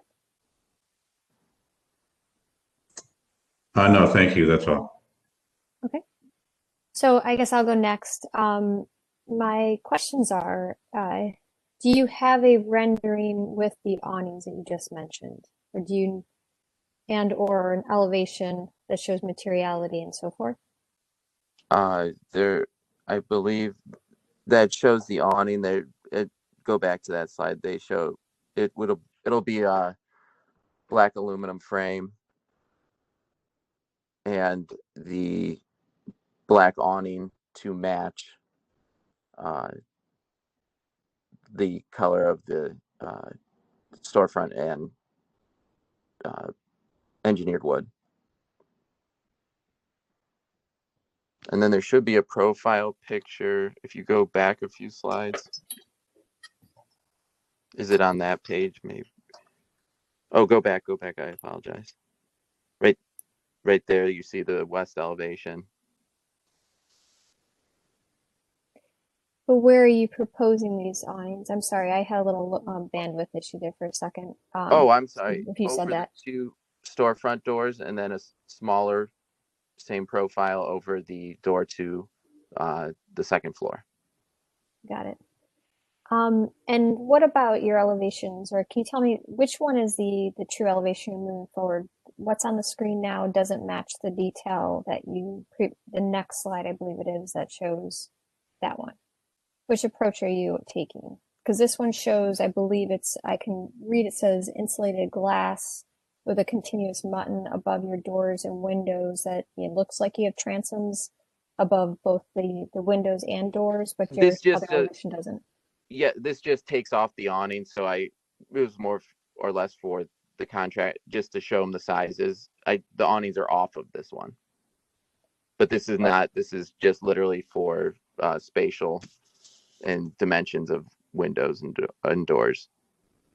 And I wanted to let him know that there was glass above the doors. Sure. No, actually, I didn't understand that, so I'm glad you said that. And if you said it, it might have been when my bandwidth went a little low. So you will have glass above all the doors, and then the awnings only where the doors are. Yes, I'm sorry, but besides the door to the second floor will be engineered wood of AZAC probably now. In the same kind of pattern and insert, lay it, paneling and paint and all that stuff. Okay. Can you go back to the colored elevation, Carl?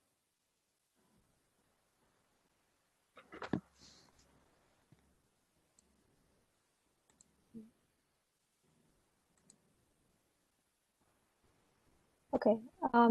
Yeah,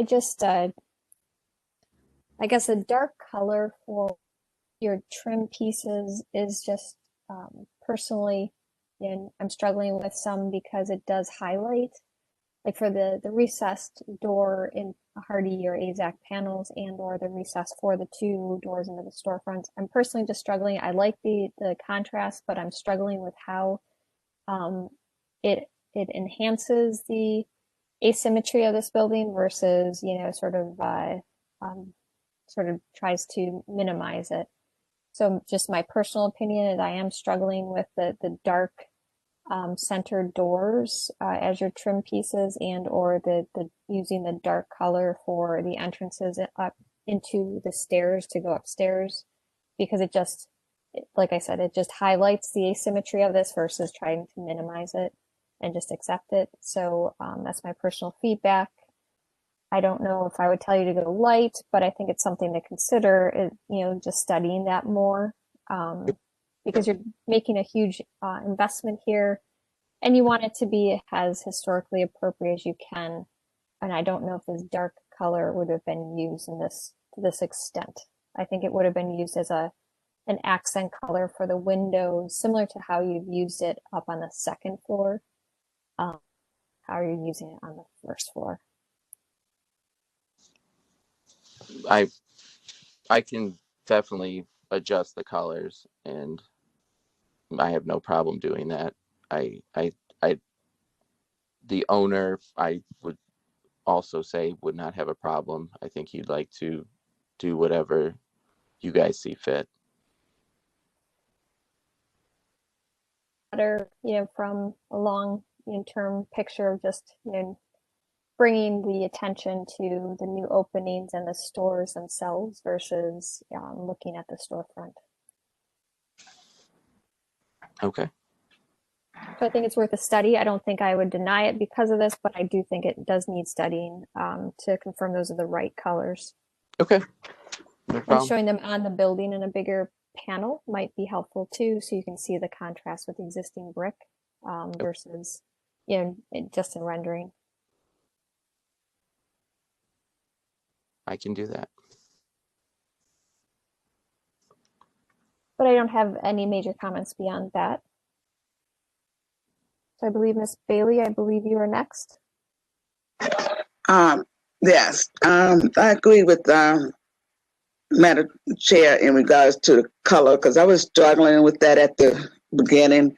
But I answered my question in regards to the second level, whether it's going to be worked by zooming into the drawing. But as far as the second floor, I noticed that although you're just going to be, the window's going to be remaining, you're just going to be doing cleaning and tuck pointing. I just would like to know what color of the tuck pointing you're going to be using, matching the existing color, if you can find any. We'd like to share that with staff. But are you also painting the existing windows as well? Because I didn't see that on the drawing, but I see this in the presentation. Are you making plans of painting the existing color windows, even though the window's going to remain? Not proposed by those. It was more or less we would match the mortar. Definitely, we wouldn't have mismatched mortar on the front. And yes, regarding the windows, no, there was no mention of any changes to the current windows. So the color's going to remain the existing color, whatever it is. Yeah, it's a beige. It didn't show up very well on the colored rendering, but it is a beige of some sort.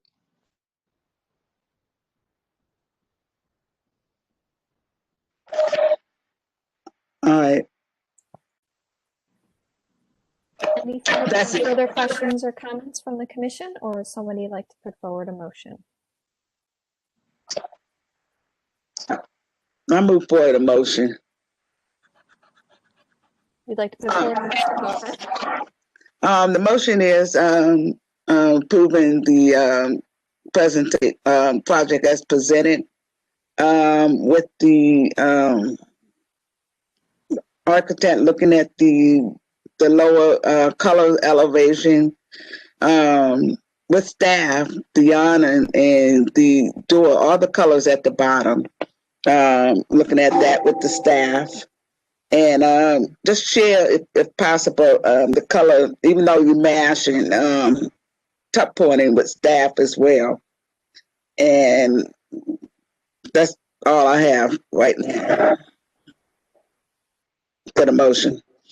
I second that. Okay. We have a motion. We have a second. Ms. Bailey, should you put yourself on mute? I'm sorry, I can't. I apologize. That's okay. We just needed somebody to go on mute. So we have a motion. We have a second. Further discussion? I would add to for the architect to consider changing the material from hardy to AZAC. Will do.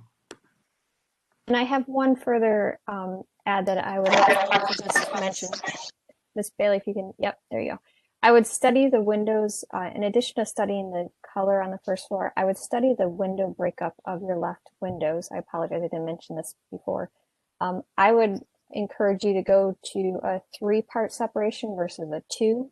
It would probably align with your windows on your second floor better and once again, reduce the asymmetry between the two sides.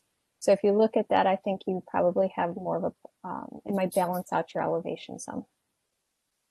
That I had that previously, and this was the suggested layout, but not a problem. Maybe if you can submit that to staff, and then we can, with your colors, the 2 options, then we can finalize the colors and or just the segmentation of that window. Okay. Thank you. Any further discussion? Madam Chair, does that also include the panels at the bottom, or just the since you're changing the bottom of the windows, should the bottom of the panel be the same as well, or leave it in two? No, I would do top and bottom the same. Yeah, top and bottom. But look too small with those three related to the windows above. Yeah, yeah. So top and bottom too. I second those modifications. Thank you. Any further discussion? Are you, I'll ask the applicant, are you clear on the conditions? Yes, let me repeat them. I'm just jotting them down at the moment. So study the colors of the storefront and the color paint for the AZAC, and then adjust the mullions in the west storefront, and then address the notes in the change for the material for the trim and paneling. Perfect. Yes. Hardy. So Mr. Pesci, could you please call roll and announce the result? And add one more, that the color is gonna, for the mortar is gonna be matching existing. Yes, I will. Yeah. Mm-hmm. Thank you.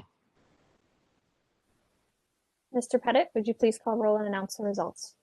Thank you, Madam Chair. Just a quick clarification. Are we asking for a change only to the transoms and the bulkhead in the west storefront? Not all the storefronts, is that correct? By my comment, I asked for the west, which is, I believe, the left side, to be studied for changing the transom and bulkhead segmentation. Okay, thank you. Ms. Anderson, Yes. Ms. Bailey, Yes. Mr. Colicchio, Yes. Mr. Dryer, Yes. Mr. Strickland, Yes. Mr. Tarasic, Yes. Ms. Trott. Yes. The motion passes unanimously. Excellent. Thank you. Look forward to your project. Thank you for your time. So that concludes our certificates of appropriateness. We'll move on to concept plans. We have one on our agenda today, located at West 57th and West 58th, the demolition of a warehouse and new construction of townhouses. Could the applicant please unmute yourself and tell us about your project? Good morning. This is Denver Brooker. I'm principal with Vocon, representing LEW Group, the owners of the project. Alex Lackey, the owner, was unable to join us this morning, so he apologizes for that. With me today, I also have Crystal Knapik, my colleague at Vocon, and we'll be jointly presenting this project. The West 57th and West 58th Street townhomes is a proposed new 6-unit townhome development in the Franklin West Clinton Historic District. Next slide. And next. The left image, shaded in blue, is the site. In the immediate, so we're located between Detroit Avenue to the north, Franklin Avenue to the south, West 58th to the west, and West 57th to the east. The site is accessed off of West 58th. There is, and we'll see that in the site plans shortly, an existing unnamed brick alley. It does connect the two streets. The peculiar nature of this is that only a portion of it is public, the balance is private. The image to the upper right, that is 1441 West 58th Street. That is a 2-family existing residence owned also by our project developer. The image lower right, 1449 West 58th Street.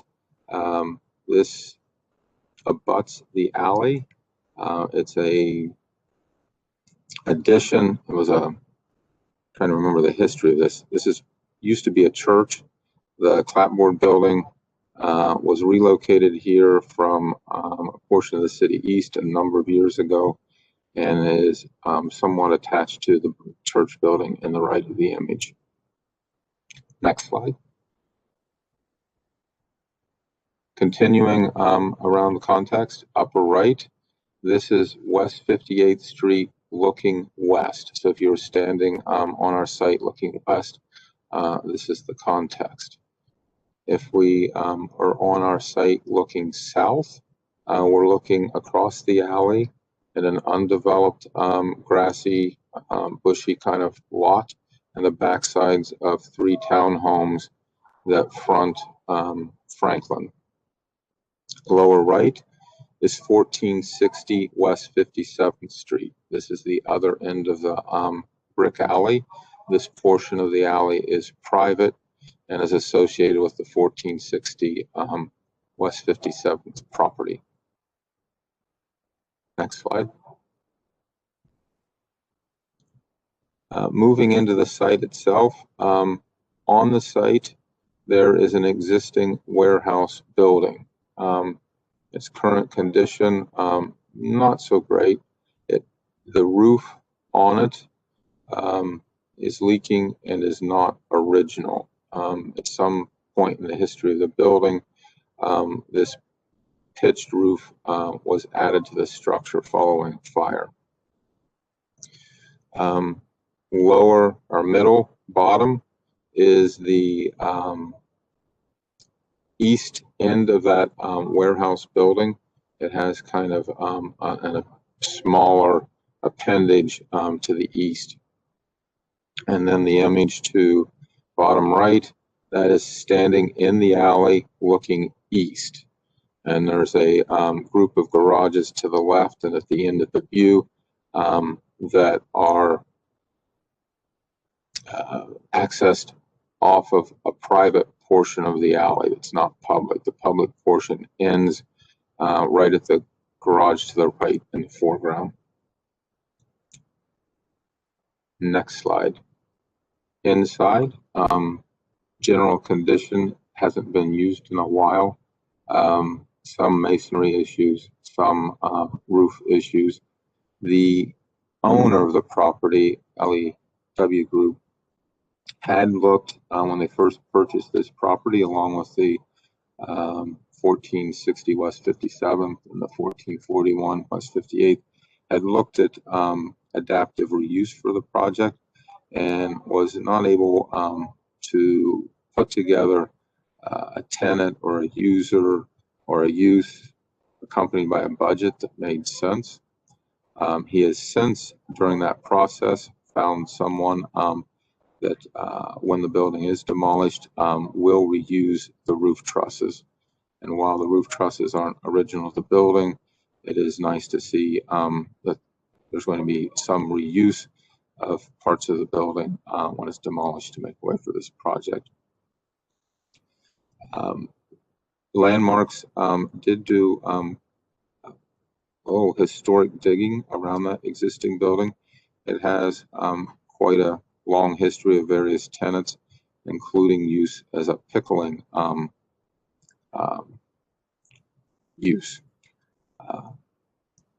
These 2 photographs were of a building that sat on the now vacant site just south of the 1441 West 58th Street. And you can see in the background of the image to the right, the warehouse building when it had a flat roof. Next slide. This shows how the properties are parceled with upper left 1441 West 58th as a standalone parcel.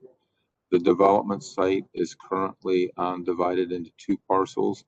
The vacant lot on West 58th, portion of the site occupied by the warehouse, And then to the east, you see the 1460 West 57th as a separate lot. Couple of things to point out with this, just in terms of the history of how it's been platted and subplatted. Originally, when the developer bought this property, the warehouse was part of the site with 1460 West 57th. Through a separate planning process, he had the sites subdivided and a number of easements put in place that we'll show you in the site plan that were looking ahead, but some of them we're going to have to change again and replat this differently now that we have a defined and proposed development plan. So some of the things that happened previously prior to the development plan don't entirely work.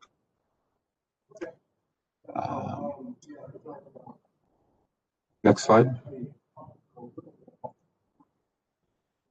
This site is currently zoned 2-family. And our intentions in terms of this process is through the planning department and planning commission seeking approval for use as townhouses.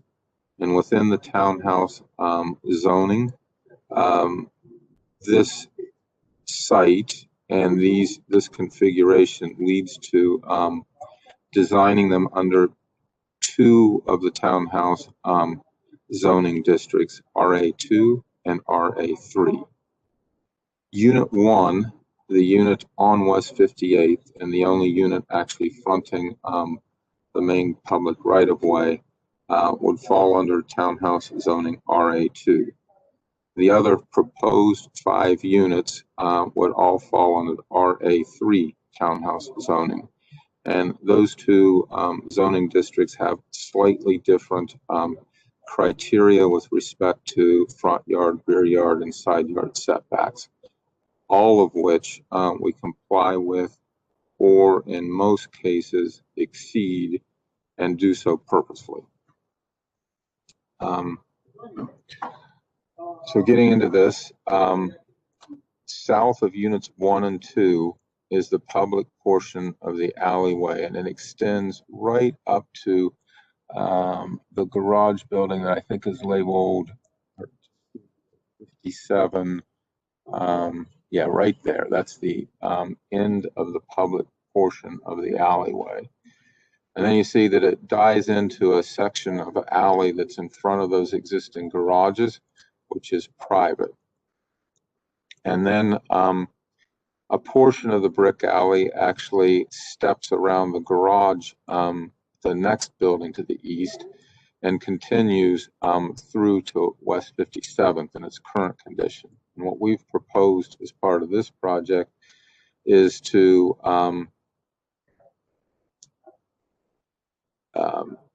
maintain pedestrian connectivity between West 57th and West 58th, but eliminate vehicular connectivity.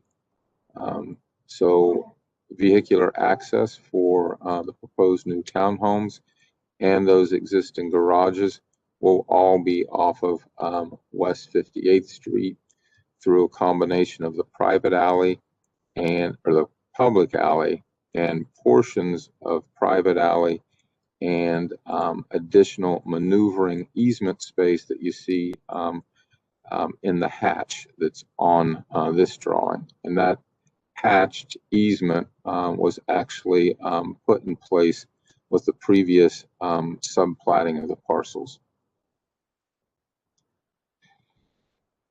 There's a few other nuances here. 1441 West 58th Street, the existing duplex to the north of units 1 and 2, it is a 2-family. Currently, parking for that building occurs behind the building, between it and the existing warehouse building, with access off the public alley.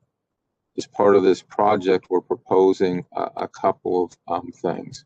One, that we provide the parking directly off of West 58th Street. There's an existing curb cut there, an apron that is not used. the apron, for whatever reason, is slightly north. The north edge of it is slightly north of the south edge of the building. So as part of the project, we would propose sliding it south just a little bit so that the north edge aligns with the south edge of the existing building and create area for 2 cars to park adjacent to 1441. We would keep the apron at its current minimum single car width, and then it would flare out to allow the 2 cars to park side by side and create a parking easement on the new townhouse plat. Similarly, on the east side of the plan, you'll see a hatched area just east or right of Unit 6. That's designed to create an area for the 1460 West 57th property to park behind their unit and not actually on the alley, even though the alley is part of that parcel. And then let's go to the next slide. That kind of takes care of some of the technical issues, and we can go back to that in more detail. This rendered version of the site plan shows, starts to speak to character in terms of setting back Unit 1 so that it aligns with the porch of Unit 1, aligns with the porch of 1441, and the main building exceeds setback requirements in deference to the setbacks along the street. We're maintaining a sidewalk at the north edge of the public alley as much as possible, making breaks for the garages to Units 1 and 2. And then that same sidewalk picks up again on the south side of Unit 6, allowing connectivity through to West 57th. We've set back Units 3, 4, and 5 to the east to allow for a garden court entrance to those units. I think we have between 12 and 15 feet. There's this entry garden experience. The garages for Units 3, 4, 5, and 6 all front an auto court. Space behind Units 4 and 5, I believe, is 12 feet or so of green space. So again, opportunity to provide landscape buffers and screening. And while this is denser than the single and 2-family homes around, we have not made this as dense as some townhome developments that we've seen around the city. And let's see, I think those are all the relevant points. Let's go to the next slide. This is just a 3-dimensional sketch that starts to show how the 6 units nestle into this site. With Unit 1, the 1 unit on the public right-of-way, West 58th Street, you see there in the foreground. Next slide. And at this point, Crystal is going to walk you through some of the contextual cues that we took in developing the design. I'll walk you through how the floor plans of the buildings work and how we shape the buildings, the direction we're taking with the development of the architecture, materials, colors, etc. And right before she starts that, the other thing that I neglected to point out is that prior to this meeting, we have informally met with the planning department and walked through all of the townhouse zoning issues, how they would precisely apply to this site in the process for obtaining the townhouse zoning through the Planning Commission.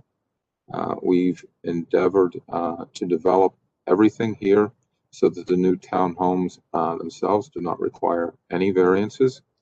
And we believe, and we've made a zoning submission, we believe that the only variance across the whole project that we may need is associated with the parking next to 1441 West 58th.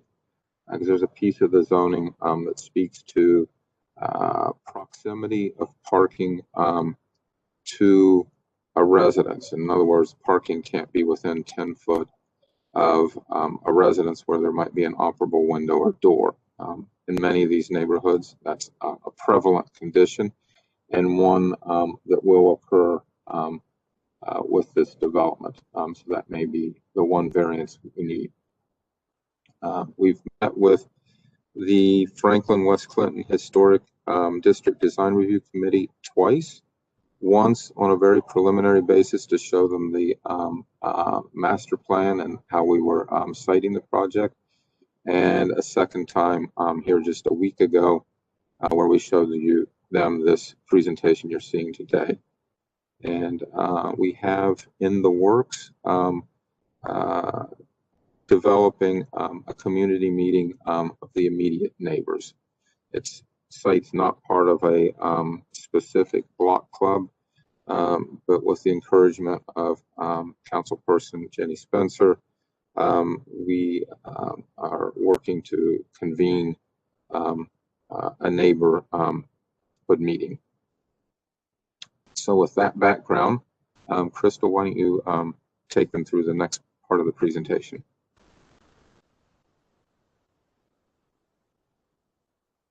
Can you hear me? Yes. Okay, great. Good morning, everyone. I just wanted to walk you briefly through how we approached the design of these townhomes. Our objective was to design a contemporary townhouse project that took cues from the context of the neighborhood to drive the shape, the form, and the texture of our new buildings. We wanted it to feel special, yet also feel as though it fit within the neighborhood while also creating kind of visual interest along that street. Now, as we look down the street and at adjacent buildings near our site, we noticed 3 to 4 repeating patterns. We noticed that many of the existing houses were 2 to 3 toned in their color palette, and usually it was very low contrast type of color contrast. Then there are obviously porches at all primary street frontages, which in plan you saw that we've attempted to align our front porch facing West 58th Street with the adjacent building. And there are also almost no flat roofed buildings along this street, with the exception of the commercial buildings that you'll see on Detroit Avenue on the lower center image. And you'll notice that there is kind of a repetition of these pitched roof patterns, as you'll see in the upper right-hand image.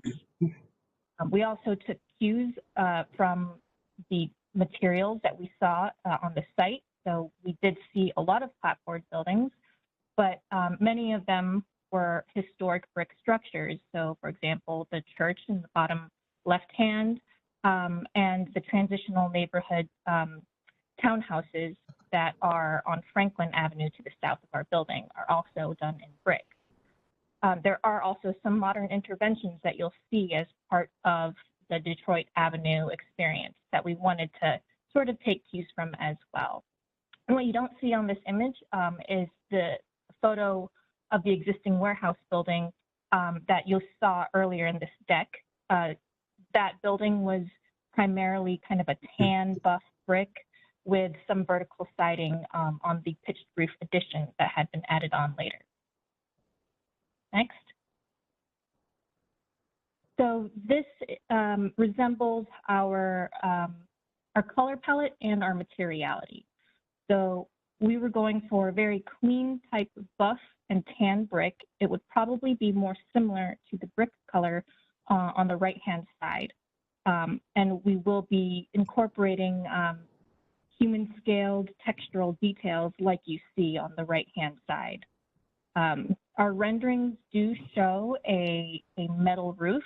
However, after those renderings have been created, we've all agreed that a shingled roof approach might be more appropriate for this site.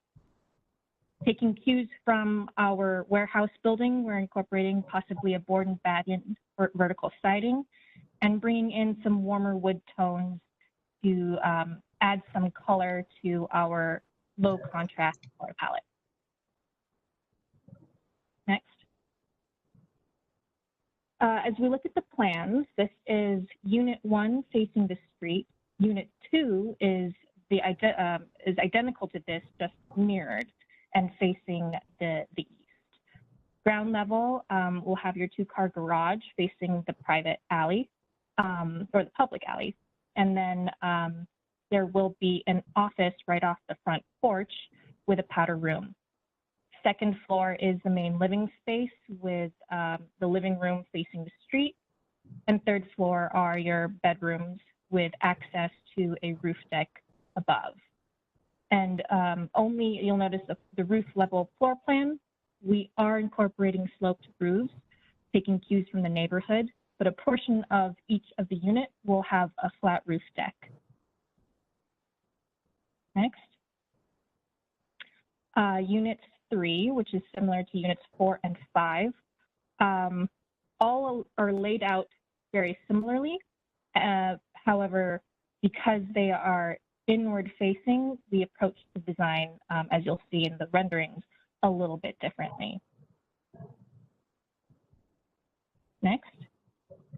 And unit 6 is the standalone unit, which allows us to have windows and light come in from all 4 sides of the building. However, you'll notice that the north side of the townhouse will be facing someone else's yard, which is primarily landscaped. And on the east side, those windows will be facing the rear yard of the adjacent building. Next. This view is taken from West 58th Street, looking at the front of Unit 1.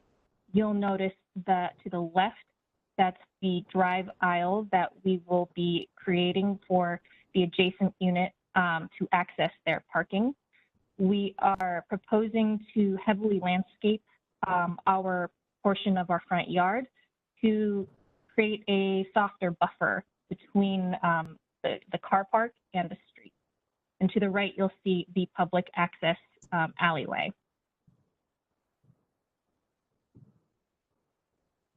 This view is also taken from the sidewalk of West 58th Street, looking north at the approach of a car into their 2-car garages.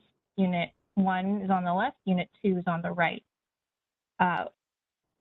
Here you'll see how we've taken the human-scaled brick masonry and faced it towards the street, and the vertical board and batten siding is facing south towards the back side of the 3-story townhomes off of Franklin.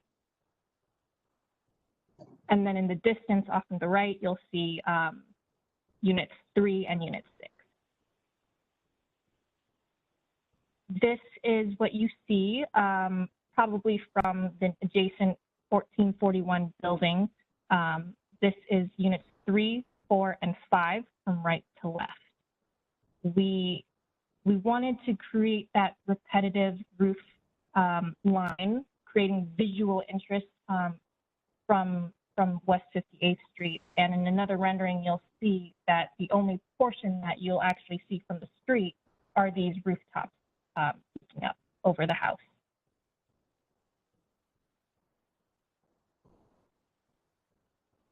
South side of Unit 3 from the public alley accessway. And on the left, you'll see just the side of Unit 2. Similarly to how we approached Unit 1, we added a front stoop with a covered porch We can't make it as large as what it was on Unit 1 facing the street, but we wanted to sort of tie that in to give them their own little front porch as well.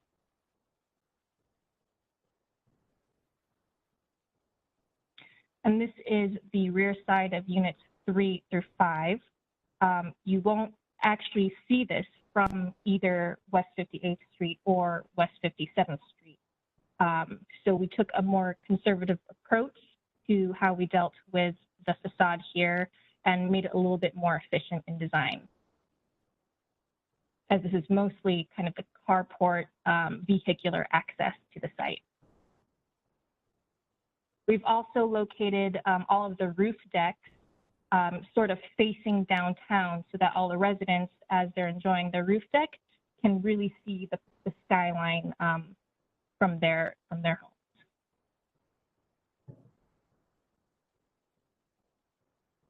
This is the north side of Unit 5, which is basically from the adjacent neighbor's backyard.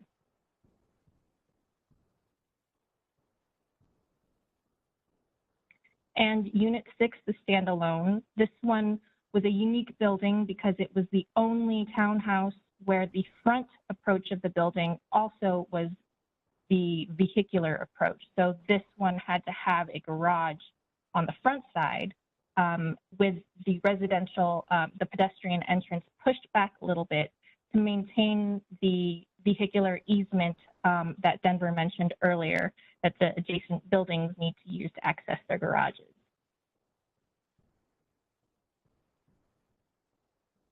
And a view from the private alleyway coming off of West 57th Street from the east.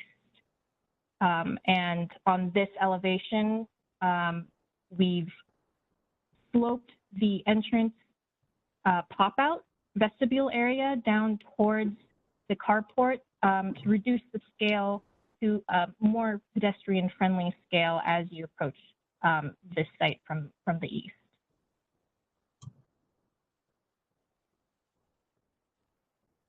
And just another view from West 58th Street, a little bit further back, so you could see it more in context. And you can see the roof lines of Units 3 through 5 peering behind the existing 1441 building. And I think that's it for renderings.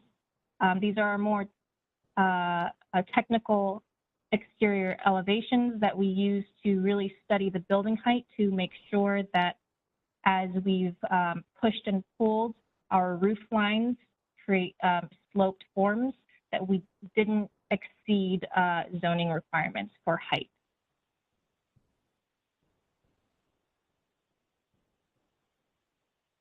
Denver, do you have any additional thoughts on these elevations? I think that just the only other comment, as we look to use sloped roof forms in a judicious way as a nod toward those sloped roofs in the neighborhood. Yes, sloped roofs in the neighborhood are typically more traditional gable or hipped forms. In the context of a townhome, we felt that these sloped forms were the appropriate relationship to those forms. It allowed us to do a lot of things with it that typically kind of distinguish these townhomes from some other projects. Bedrooms would have lofted ceilings in these units below the ceilings. In Units 1 and 6 specifically, the sloped roof forms were achieved in part by disassociating stairs to some levels from stairs to other levels. It allowed us to shape and kind of sculpt the forms. And we feel that the combination of things we did allows us to take some three-story buildings, particularly if you go back to the image on West 57th, this one. Now, while it is a three-story building, that elevation is in plan broken into three sections. This narrow piece to the left that is pushed back almost to the face of the existing two-story building to the left. The middle section with the large windows and the porch, and then the right section, another balancing vertical band that's in brick. So the components purposefully small scaled to create a thoughtful intervention. Yes, it's different, but it's also kind of, we believe, and we know this is subjective, kind of softly different.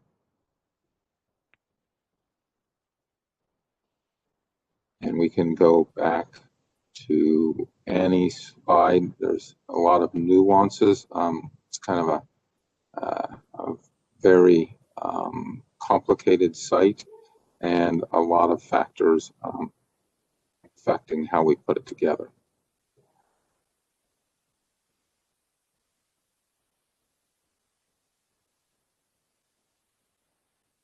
Thank you. Looks like we have now moved to the staff report. Is there any additional comments, Denver Crystal, related to the project? No, we're ready to answer any questions the commission has. Excellent, thank you. Let's move on to staff and site visit and history. Thank you, Madam Chair. Carl. The building was constructed in 1921 to 22 by Thomas B. Foley as a repair garage. This was allowed at this time because their building zoning code had not been instituted yet. So this is why it's a non-conforming use in this district. You can see on the right-hand side that with this property, these properties were all connected, and then that private alley that's been mentioned only goes those 3 spaces within this subdivision. So that's where that all came from at that point. We saw the picture on the left originally with the house that used to stand on the vacant lot. And then here's a rear view from West 57th with the house. I believe the house still currently stands there at the end of the alleyway. So it was used as an automobile repair shop until about 1935 when Louis Tripodis leased the west half of the building for use as a pickle repackaging facility and wholesale supply business. He would receive 45-gallon barrels of pickles and repackage them for distribution to local restaurants.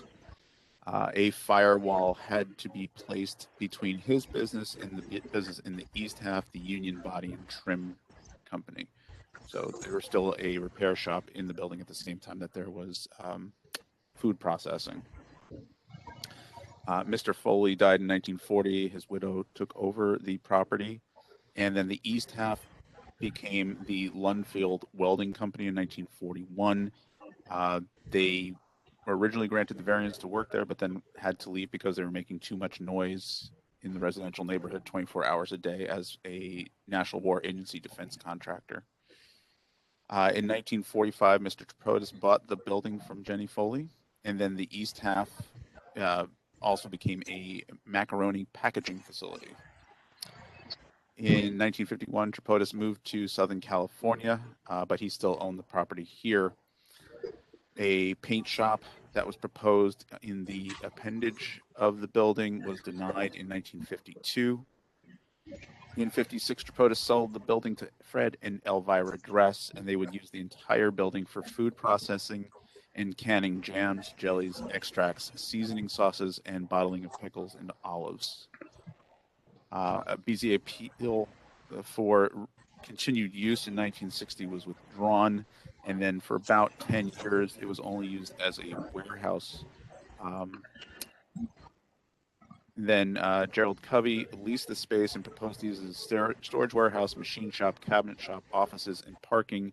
And after a few years, that case was finally dismissed and the use was denied. In 1980, the Dress family finally sold to Mr. Covey, and then Mr. Covey sold the property to Mr.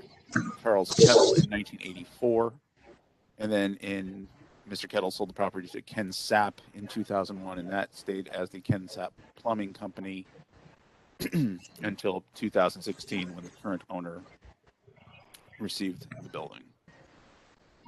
So we were lucky that there was a lot of BZA cases, so there were plenty of historic photos. Not that it changed much that you can tell, but as you go through the walkthrough, you will see that extensive changes happened.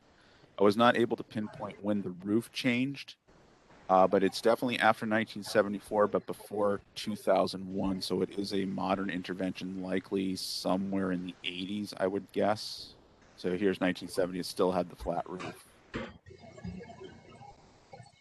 In 74, so 74 still had the flat roof. So we know after this point is when the new roof was put on. So we did our site visit on December 4th. And I'll just go through. You can see there's been multiple exterior changes with new openings punched in, closed up.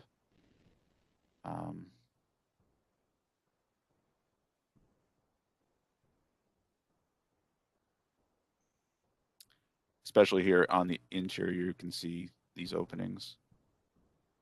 You'll note here on the right-hand picture, you can still see the charred remains from the fire. And then you can see where the CMU block was used here to raise the roof higher up for stability. And then there are holes in the roof in some places.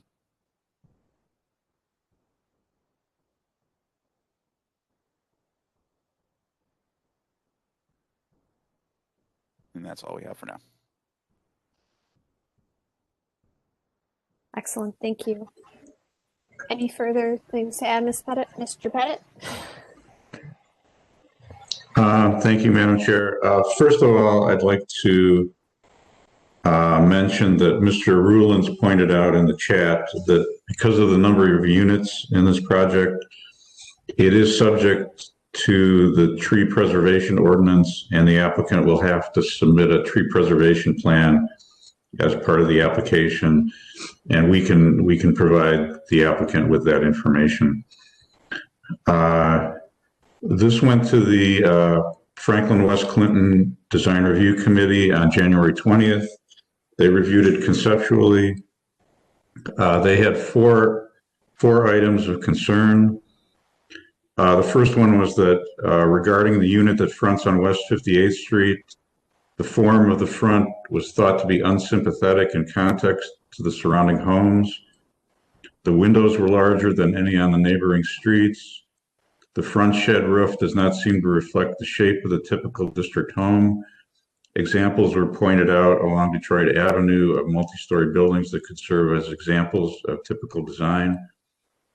Number two, there were comments concerning the muted color palette. Our neighborhood has a wide variety of colors represented throughout.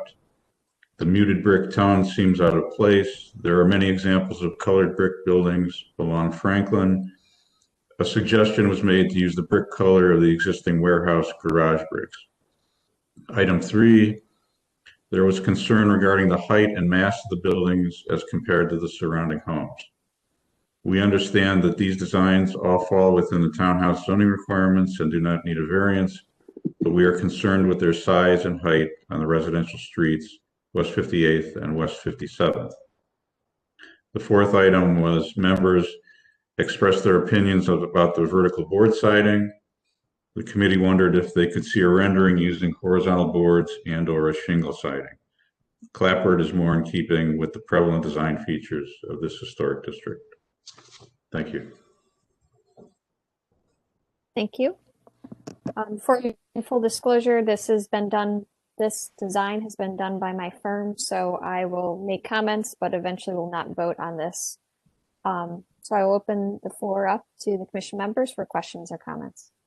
Madam Chair, this is Carl. I just have one other comment. This was actually seen twice by the local committee, and the first time around, they did approve recommendation of the demolition of the warehouse based upon the concept plan. They did mention, I think, potentially salvaging some of the materials from it along with the roof, which was mentioned, but then when we were on site, we saw some of the sandstone that might be considered for reclaiming as well. And just for final clarification, we're not making a motion related to demolition. Do those at the final review. Is that correct? That's correct. Okay. All right. Thank you for that clarification. Questions or comments from the commission?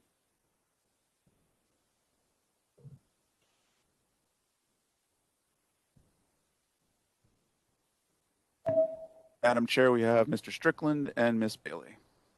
Go ahead, Mr. Strickland.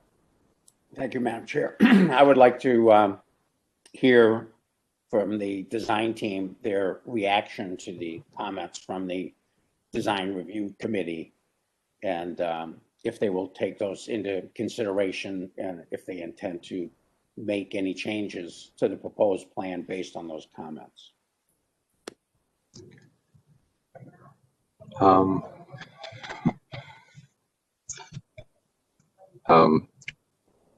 What I'm trying to put my words together carefully here. We were surprised by the committee's more conservative approach to reviewing this project. We do recognize that we're in a landmarks district, and that comes with certain considerations. The 3-story townhomes, by virtue of being a 3-story townhome, they will be a little taller than the adjoining buildings. We felt that, again, this is being very subjective, that the sloped roofs were working to help reduce the mass of the 3-story forms. We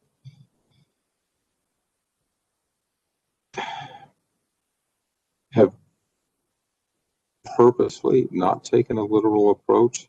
Are we going to look at this? We have some initial thoughts in terms of units 1 and 2, which the committee was particularly most interested in. They felt that the other 4 units didn't impact or have clear visibility with the neighborhood to a degree where they were as concerned with them. So we've had some internal discussions about changing the fenestration pattern. While it's a fairly easy few clicks of a mouse button to change siding from vertical to horizontal, I'm not entirely sure that literal translation of material in these buildings makes them better. And again, subjective. So we're going to look at them. We're looking for your feedback too, just in terms of how you view a proposal like this in this neighborhood. As we look across the landscape of the city of Cleveland and other historic neighborhoods, we often see both kind of more literal interpretations of context for new buildings, and we also see high contrast solutions. Here, we thought our approach and our intention was to approach it kind of at a midway, neither high contrast nor literal.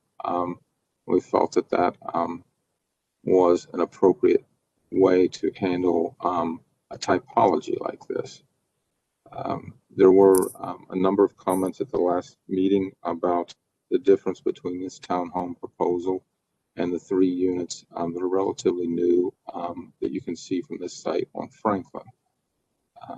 And the ones on Franklin took a more, at least on the front faces, a more literal approach to the materials and the form of the buildings. Nonetheless, those buildings are the same height as these. And the scale, while they appear to be a 2-story building from the front, they are in fact a 3-story building, and their 3rd floor is a full floor higher than the adjoining buildings. It's the nature of a townhome. So we're going to take the committee's comments, what we hear from you, and the neighborhood meeting that has been strongly encouraged, and we'll take that all into account and see how we proceed forward. We'll say, we're surprised at the initial comment from the committee chair was that he thought that these were beautiful. He loved them. He loved the colors. He loved how they were handled. But through the course of the rest of the meeting, the comments led to kind of those summary 4 comments. All right, well, I appreciate that. So you know that the Design Review Committee is advisory to the Landmarks Commission. So we Yes. take their comments into consideration, but it's ultimately our decision with regard to approval or disapproval of the project, or making recommendations for modifications that we think are appropriate. I will say that I think the design is spectacular. But, and so all the other commission members obviously will weigh in. I do not have a problem with the size of the windows, the form or the shape of the project. I think it's ingenious how you've been able to shoehorn this level of quality development into such a challenging site. So I commend you for that. But Thank you very much. Yeah, we want this process to be, informative for you so that you can efficiently move forward based on these comments. So my comment is that I would approve it exactly. And I'm anxious to hear comments from the rest of us. If everyone else could keep themselves on mute, I believe, and please use your raise hand function so we can get through it, everyone. I think Miss Bailey was next.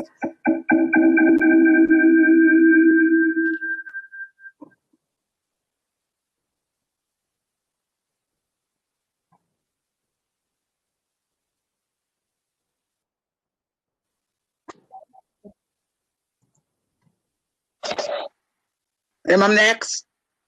Yes, you are. Okay.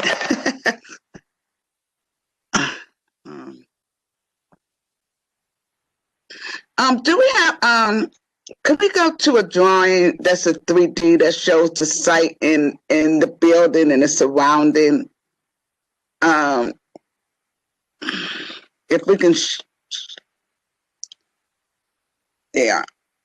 Okay, that's fine. I was hoping we can have one with color in it, but if it's good enough, that's fine. To be honest with you, and various one knows how I feel about massive buildings and height. But this is kind of unusual because it's not at a corner of a main street. It's actually coming out of a center of a major property, like a larger scale of a whole bunch of combination of lot. So it's like, I don't know how to explain it. If you have a whole bunch of property around it, but then you have something growing out of it in the center. So that's how I'm seeing it. But then at the same time, I really like how the architect focus on paying attention to the scale and the windows and the combination of everything, and especially how you get into the property, because you don't see a lot of dense property and the traffic going into it. And this is, to me, is well designed, but I see the surrounding property sort of, quote unquote, hiding it. That's why I say this is not at a corner on a main street, or it's inside of the surrounding rest of the property.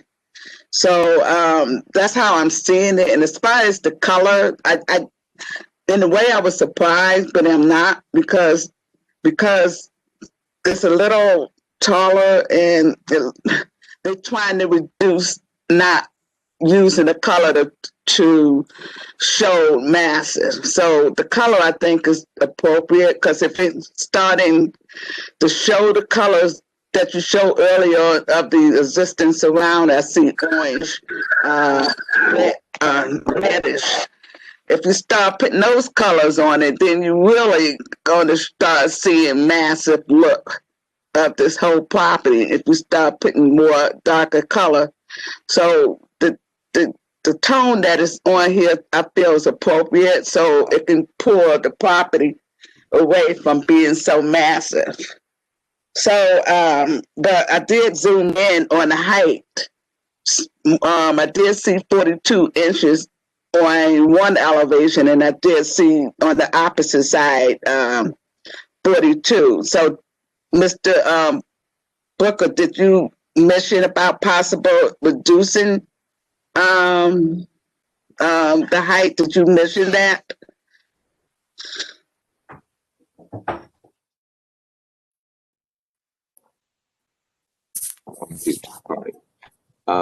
The townhouse zoning allows for 35 feet, and the access to the roof does not count into that 35 feet. So the roof decks are at or below 35 feet, and sloped roofs, in terms of how they're calculated, the median line of the sloped roof is how we establish the height of those. So it's not to the peak of it, but to the median line.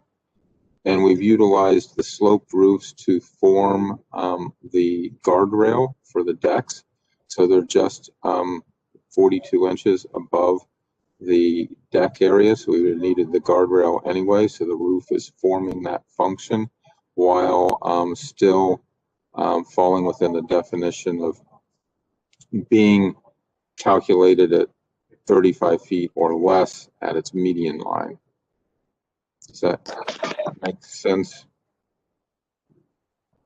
And we kept the floor-to-floor heights. Expectation in new developments like this would be 9 feet clear on the main second living level and the bedroom level. So we've provided those as minimums. The first floor, we're planning for an 8-foot ceiling, and that was done simply to keep the overall height as low as possible. Okay. I don't know who's controlling the slides. Could you show the existing site and then the one presentation with the color? Keep going. Yeah. Right. Keep going. I'm looking at the one on the left. I wanted to see, a larger scale so everyone can see what I'm talking about. How the site itself is surrounded by other properties, so it's not technically on the corner. So that's why I didn't have an issue of it being surrounded by other property, and it's with the scale it is. Go to the one presentation with the color after showing the parking garage. Keep going, keep going. The next one, keep going right here. Go back, one more. Oh, go back one slide. Right here. Yeah, this is what I wanted to see. I was talking about how the pathway, the traffic, the driveway, how everything just blend in. So I like the traffic, the driveway, how that worked out well. So I'm kind of happy how everything is just blend in, how you drive in, make it easier for the tenant, the owners to go into that driveway and the side and as well. So one question where it says 114 West 58th, is this a shared open area, or this is just garden area? What is that shared by everyone on this property? The area in white that is not rendered around 1441 belongs to the 1441 property. Okay, so that's someone else's property. Okay, I understand. All right. Okay. And just to clarify, that property is owned by the developer of this project, and it is a two-family rental property right now. Go to one in the elevation just to show an idea of the materials.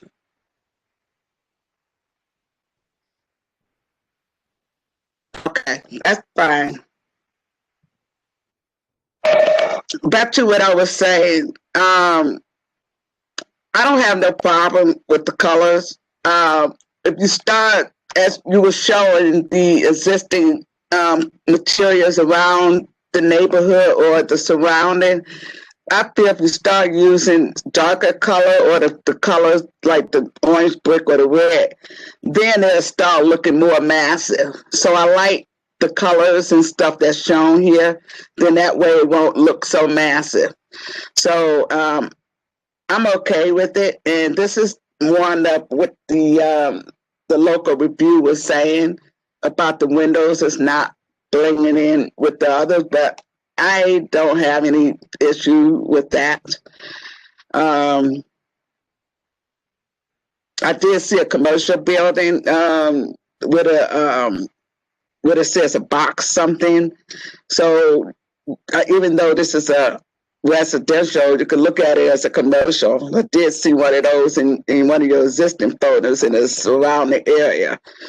So I don't see an issue with this. Thank you. I believe Ms. Anderson was next. Thank you, Madam Chair. Consistent with some of the issues outlined by the local design review committee. I find the shed roof, first of all, it doesn't really, and my concern is mainly the unit facing West 58th, not the ones that really can't be seen from the main street. The shed roof is not consistent with the roof lines in this Franklin Boulevard, Clinton side street area. Most of these roofs are gabled or hip. And frankly, it doesn't read as a shed roof. It looks like a flat roof building. I am not comfortable with the ratio of glass to solids in the elevation. Again, primarily we're talking about that unit that's facing 58. The arrangements of the glass openings, they don't work for me. They are too out of place for the area. I think these new builds have to be approached with some modesty. And I think it's a lovely building. It's a beautiful building. If it was in another location, I would be like all for it. But again, I think there has to be some consideration and deferential to the existing character and architecture of the district. You know, I think it's just too high a contrast, and I just don't think it blends in with its neighbors very well. The color of the brick, I like the suggestion of using the same color brick as was used in the warehouse that's being demolished, or, you know, there's plenty of other brick examples in that area. But yeah, right now you know, probably also the scale. Probably the easiest way to bring it to a scale would be to do one unit instead of two, but I'm sure everybody's loath to do that. But those are my comments. So right now, I would need a number of modifications before I could support this. Thank you, Ms. Anderson. Further questions or comments from the commission?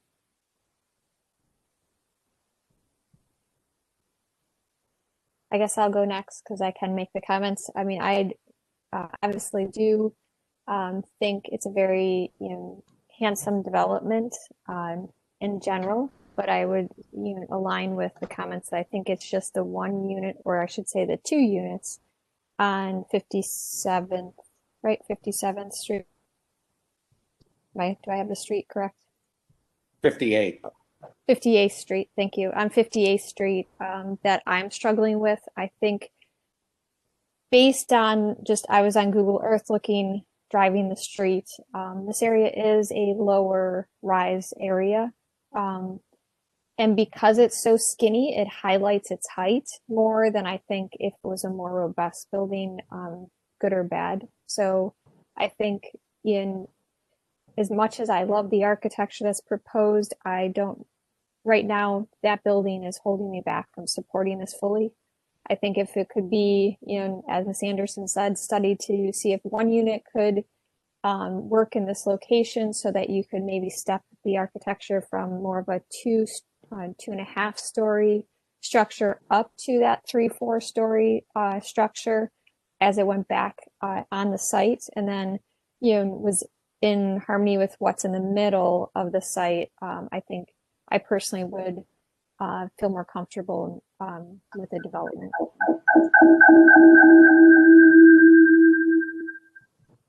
Someone's having some reverb.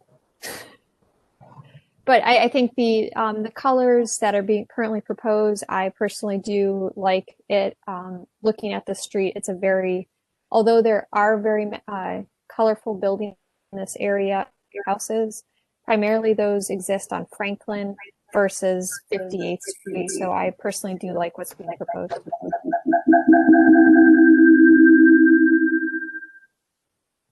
I think the problem is Giancarlo signed in twice, so he has to sign off on one of his. Carl, can you mute them both? I'm getting a Okay. Giancarlo, can you turn one of your systems on? Oh, how about the other one? Is that better? Nope. You need to turn on the one that says Michelle, not the one with your, or sign out of one of the 2.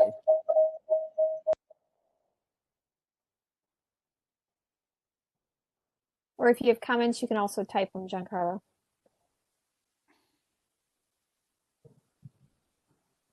Other questions or comments? Giancarlo, we can hear you, but you're reverbing because you have 2 separate accounts open. So one of them has to be muted at all times, or you need to sign out of one of the 2. Yeah, where is okay.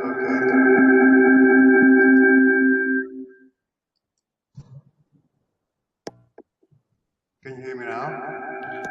Yes, you're still getting the reverb. It's that one that has your name on it is causing the issue.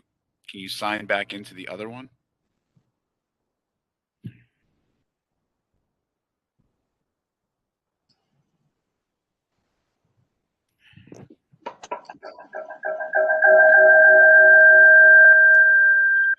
Sorry, I can't see the. For Giancarlo, you can type your comments and then we can read them for you. Try again, Giancarlo. How about now? Yes. Okay, I got it.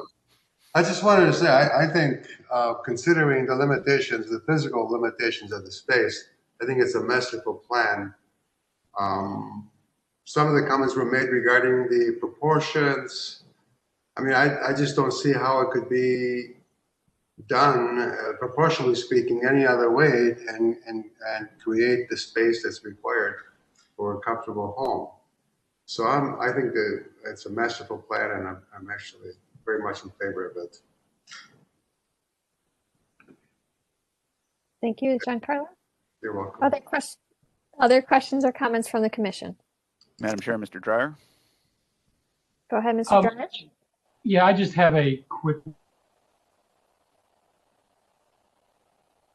I know people have liked the colors. That's my one sort of it's the brick color that I'm sort of not liking a lot. I wish it was a little the word I'm going to use is richer. I think it's a little too white, and I think it makes it too bland. And then the only other comment is I am concerned about the size of that front building. While I like the big windows, I think the big windows also contribute to it looking larger than perhaps it is. But especially when you look at it to the house next door, it sort of is just too big, I think. The other struggle with that, I think that street also has a grade to it.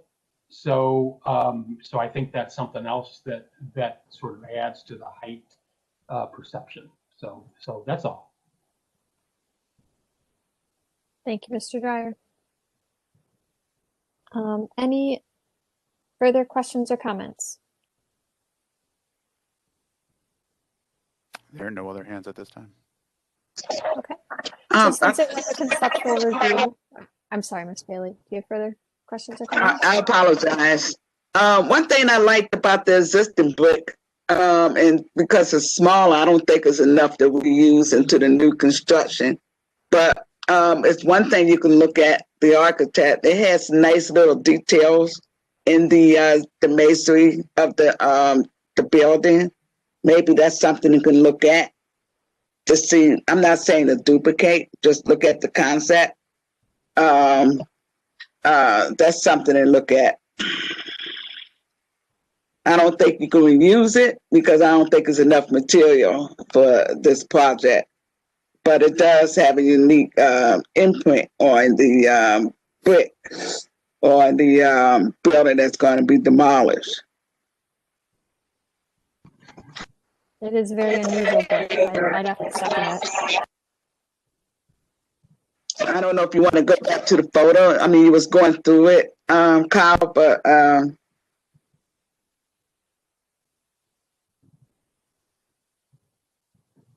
I think we can leave that to the architect to study if it's appropriate or not, based on the feedback that we've given.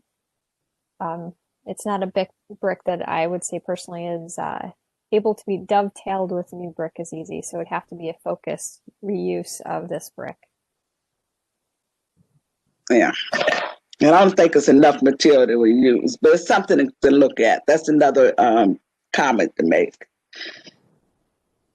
Thank you. So since this is a conceptual review, does the applicant feel that they've received enough feedback from the commission to further their design? Yes. You are somewhat equally mixed. And that's why we're a good, we have different perspectives. So with that, I think, go ahead. I guess just to sum up a little bit, because there are some things that we can look at and some things that we simply can't.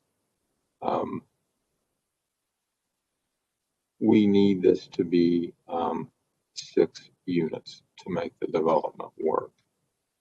We can't change units 1 and 2 to a single 2 or 2.5 story unit. Can't take those 2 units and make them 2-story units and have them viable in terms of enough living space. And those are just purely number-based comments. It's just, there's only so many things that we can do. Can we look at alternate fenestration patterns? Of course. And I understand that there's mixed feelings both on the part of this commission and the design review committee about whether a shed roof is an appropriate nod or literal enough kind of formally to fit into the neighborhood. And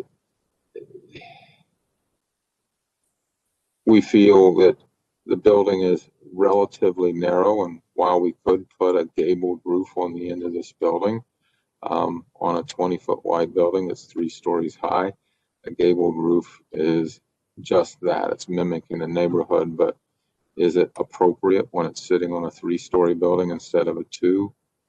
I would suggest that it's not. Again, I understand that all of this is subjective, but we will continue to go down the next steps. We hope to have the zoning review complete here in the next week or so that we can confirm our position there and go ahead and schedule the neighborhood meeting.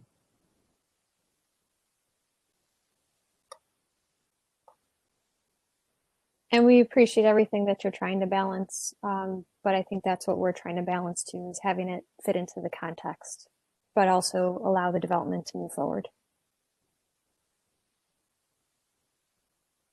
So we look forward to seeing you come back and how you progress the design. Thank you. Thank you. I think that concludes our conceptual and plan reviews. We are now on to elections of officers for 2021-22. Don, would you like to update us?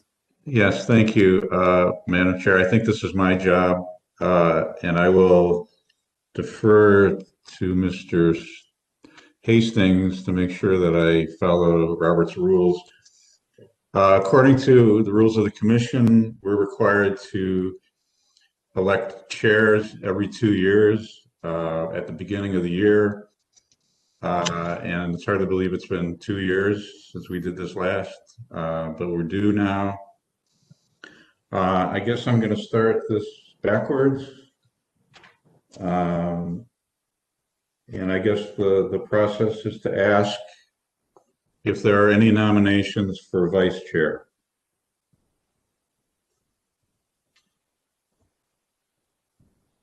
Don, this is Bob Strickland. I would nominate Giancarlo for vice chair. Thank you. Mr. Colicchia, do you accept the nomination? Yes, thank you. Are there any other nominations?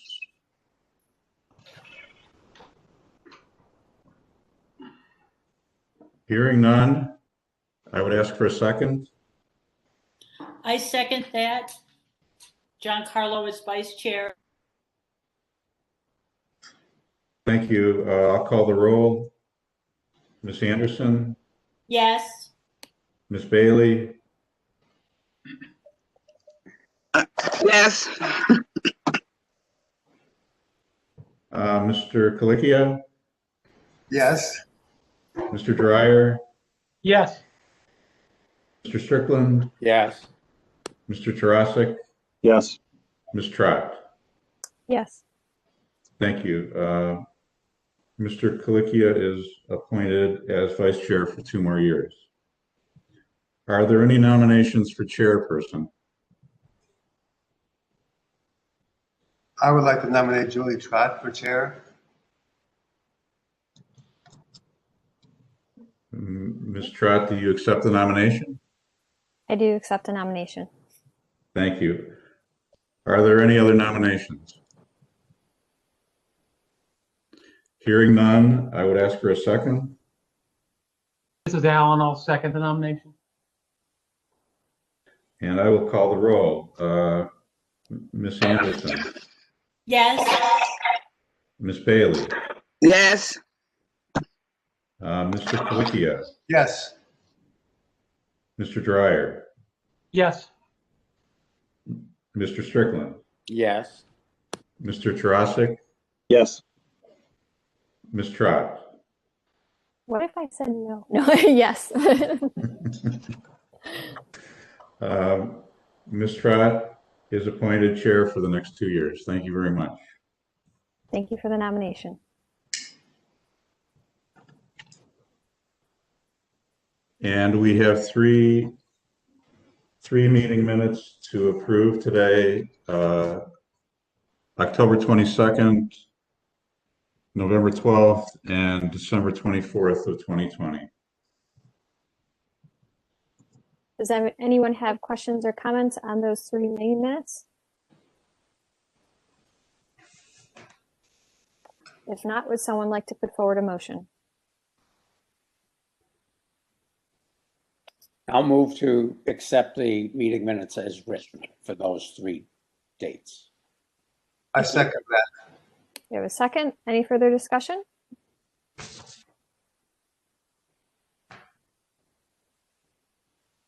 Don, do we need to take roll on this? We do. All right, take roll and announce the results. Ms. Anderson, Yes. Ms. Bailey, Yes. Mr. Klickia, Yes. Mr. Dryer, Yes. Mr. Strickland, Yes. Mr. Tarasik, Yes. Ms. Trot. Yes. The minutes are approved. Excellent. Any other administrative reports? Just a few items. We do have budget hearings coming up in February, and there is a meeting with the mayor and the managers today, so we may find out what next year's budget is really like. But I'll keep you posted on when we have to attend the actual budget hearing at the end of the month. We have a site visit to schedule in the next couple of weeks for a project on Detroit Avenue for demolition, but we'll let you know the details of that and the dates. I think the only other item I have is regarding 4500 Lorraine Avenue, the appeal of the Landmarks decision. BZA basically overturned our decision. On Monday, they postponed ratifying it last Monday. So it will be scheduled for next Monday for reconsideration. I still have to decide if we're going to ask for a rehearing.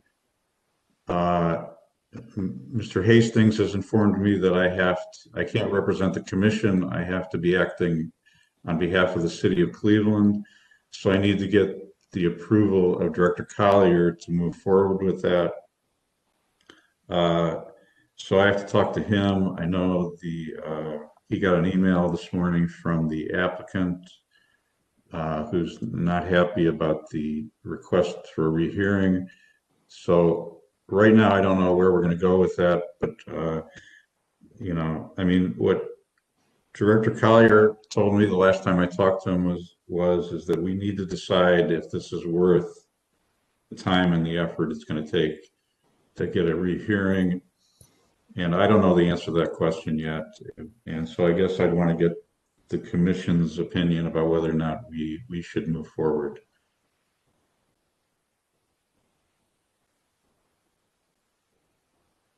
Feedback from commission members? What I would suggest, I mean, it was building and housing really, in my memory, it was their testimony at our hearing that really convinced me it didn't need to be demolished. So, and I know they were not at the last BOZA hearing. So if there is a rehearing, right. I think they have to be there. Well, I think that's the basis for my request for rehearing is the fact that there was no testimony from the chief building official or the building department or the councilman. And I'm not sure that they really made the case that we were arbitrary and capricious. Maybe that's just my opinion, but I do think that, and I haven't talked to building and housing yet about it, so I need to get their input on this, but that's the problem I had with the decision. Don, I agree with Alan that BZA certainly, the building and housing certainly needs to be there to express their opinion on the viability of the structure. But with the rehearing, would it go to Board of Building Standards or back to BZA? I think it's been determined by the law department that the Board of Zoning Appeals is the appropriate appeals body for the Landmarks Commission based on precedent. I do think there's a lot of there's a lot of issues that I think would be better addressed at the Board of Building Standards, but I don't know how to get it on that track. And maybe Stu, you can weigh in on that point. Well, yeah, did make the determination the Board of Zoning Appeals was the most appropriate place, and that opinion was issued by the member of our law department assigned to the Board of Zoning Appeals. Right. So, that's where we are with that. Again, as I informed the group last time, the Landmarks Commission itself is not an entity, or sui juris, as we like to say. So it has no right to ask for anything. But the city of Cleveland is. And so that's why we're going down that track. If you want to, if anybody's going to request a reconsideration from the Board of Zoning Appeals, it's going to have to be someone authorized by the city of Cleveland.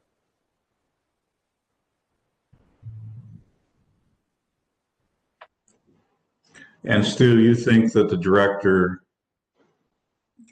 of city planning is the appropriate person to make that decision? Yeah, I mean, he is a what we call an appointing authority in the city, and entitled to make policy on behalf of the city. Whether or not he feels he needs to, go further up than that, that's up to him. But that's where you would get your direction from. Okay.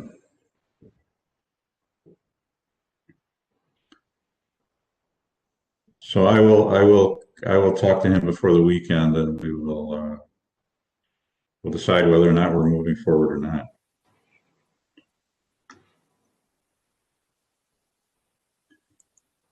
So Don, this is Bob Strickland again. So I'll weigh in and say that I certainly think it's worth fighting for.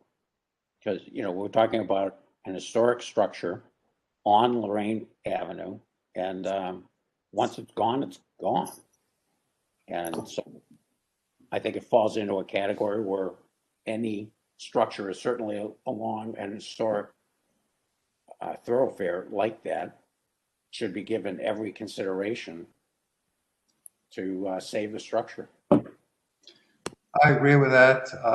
I also, I think that when someone purchases a property in an historical district, they have to be aware of the requirements to have a property in the historical district.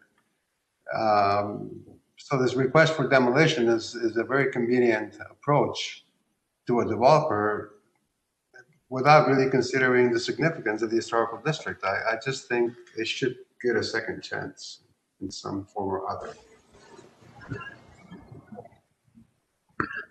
Well, thank you. I'm concerned about the precedent that this sets myself. Yes. For future demolition requests. I know the Board of Zoning Appeals has their own job to do, but I don't know. I'm concerned that they can question our opinion that the building is significant historically or otherwise. That's supposed to be our jurisdiction, and so I appreciate the input.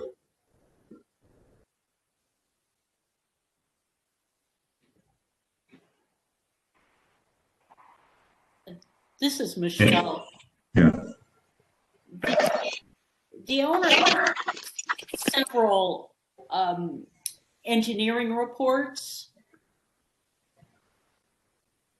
His reason for demolition. Right. Is it possible to get a disinterested or order him to get a disinterested third party to go in there and make another assessment?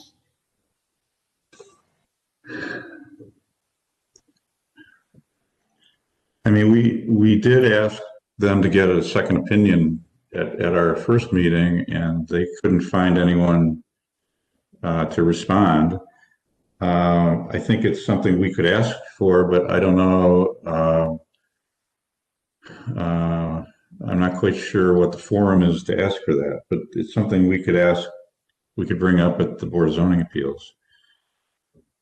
Don, I have a question. What was the name of the agency that made the decision against the applicant to go ahead and demolish it? What BDA? What was the name of the agency? It's the Board of Zoning Appeals. Is that with the state of Ohio? No. The applicant went through another agency, and you was the only one that showed up. It was the city's Board of Zoning Appeals. Oh, it was the city boat. Oh, okay. Yes. I thought it was an outside agency. Okay. No. That made the decision in favor of the applicant. Stu, as I understand it, the decision could be appealed to the Court of Common Pleas, but that would have to come from a party who has standing, and it wouldn't be from the Landmarks Commission, correct? That is correct. It would have to come from, it could come from the city of Cleveland, for example. Mm-hmm. If we were directed to file an appeal to the Court of Common Pleas. And as many of you may know, if someone's unhappy with that, they get to go to the Court of Appeals. And if they're unhappy with the decision there, then they can try to get into the Ohio Supreme Court, who probably know less about landmarks districts in the city of Cleveland than anybody, but they get the final say. I mean, that's the way it's set up. Okay. But Mr. Hastings, when you say the request has to come from the city of Cleveland, who in the city of Cleveland would make the request? Mr. Collier, the director of housing? Yeah, it would have to be someone authorized by the city of Cleveland to make the appeal. Could be the law department could file it. Could be filed in the mayor's name or Mr. Collier's name. But it'd be filed in the name of the city of Cleveland. But you have to go through the internal steps to make sure, that whichever employee is doing it is not on some, total frolic of their own, as opposed to, doing something that's authorized by the administration. I see. Mr. Hastings? I'm sorry. I'm sorry, Jim Cole. Go ahead. Mr. Hastings, am I correct in understanding, I think I heard that the reason was that it was an arbitrary decision? Did I hear arbitrary and capricious? Is that what I heard? That is the standard of review in the Board of Zoning Appeals. But again, they get to decide whether it's arbitrary or capricious or not. So if this particular response is being handled by the city of Cleveland as the proper interested party and not necessarily the Landmarks Commission, I had heard a comment earlier too about the request from the applicant to get another opinion, show what was there. Can the city of Cleveland get another opinion to support the decision that was made by this commission? As you know, we're in the appellate review stage, as it were. Whether or not we can get a second opinion and whether or not the Board of Zoning Appeals would accept that is up to the Board of Zoning Appeals.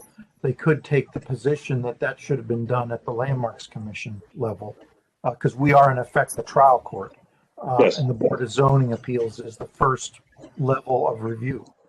But administrative appeals, are a little more loose than our traditional court appeals. So it is possible for the Board of Zoning Appeals to take the position that, yes, we'll consider this evidence if you want to present it. I guess the reason I bring that up is because I had heard the comment that we had requested of the applicant to get another opinion, and what the forum, I think Mr. Pettit made the comment as to what would that forum be to have that request made to them. And if the city of Cleveland is the real party in interest on responding to this particular appeal, then is there a method by which the city of Cleveland can fund or can obtain another opinion to be able to present, if even for them to take some type of notice of it, even though it wasn't presented at the last particular hearing? Because at that particular hearing, there really wasn't a need to have this particular type of evidence. And subsequent to that, because of these proceedings, the city of Cleveland, being the real party in interest, went out and had its own particular survey done. Because of, as I think Mr. Strickland mentioned, this is this is something that cannot be remedied once it's gone. You go through with the demolition. So those are, in my opinion, I would say that those are extraordinary circumstances that would allow the consideration of any and all additional evidence at any level. And I'm not trying to usurp any kind of comments from the city of Cleveland. I mean, this is just something that I'm trying to figure out a way that we can present evidence there that necessarily wouldn't have been available at the last hearing, but that we would like to have had, and that the applicant didn't get. Well, the strategy that typically seems to be followed with these demolition requests is that we get opinions as to why the building or the wall is unsafe or the basement. So in regard to this particular project, I don't think we really received a preservation and restoration report or opinion from the owners. Am I right in that regard, Donald? No, yes, you're right. Their entire focus was on demolition How unsafe it was. as the only solution here. So there wasn't even any attempt to address the bulge of the wall or the cracking in the brick, because they felt it was that unsafe. So they didn't really present any other options in terms of restoration or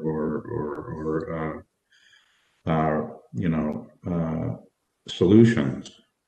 That brings up another interesting point for me, I think, is that these reports, whether it's safe or unsafe, whether it should be demolished or not, are really presented and commissioned by the developer, by the quote-unquote owner of the project, right?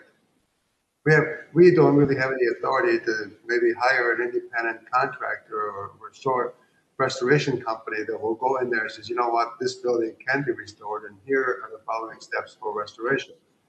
Versus the owner going out and hiring someone, saying, okay, yeah, I want you to come in and tell me how unsafe this building is, and we have to tear it down, right?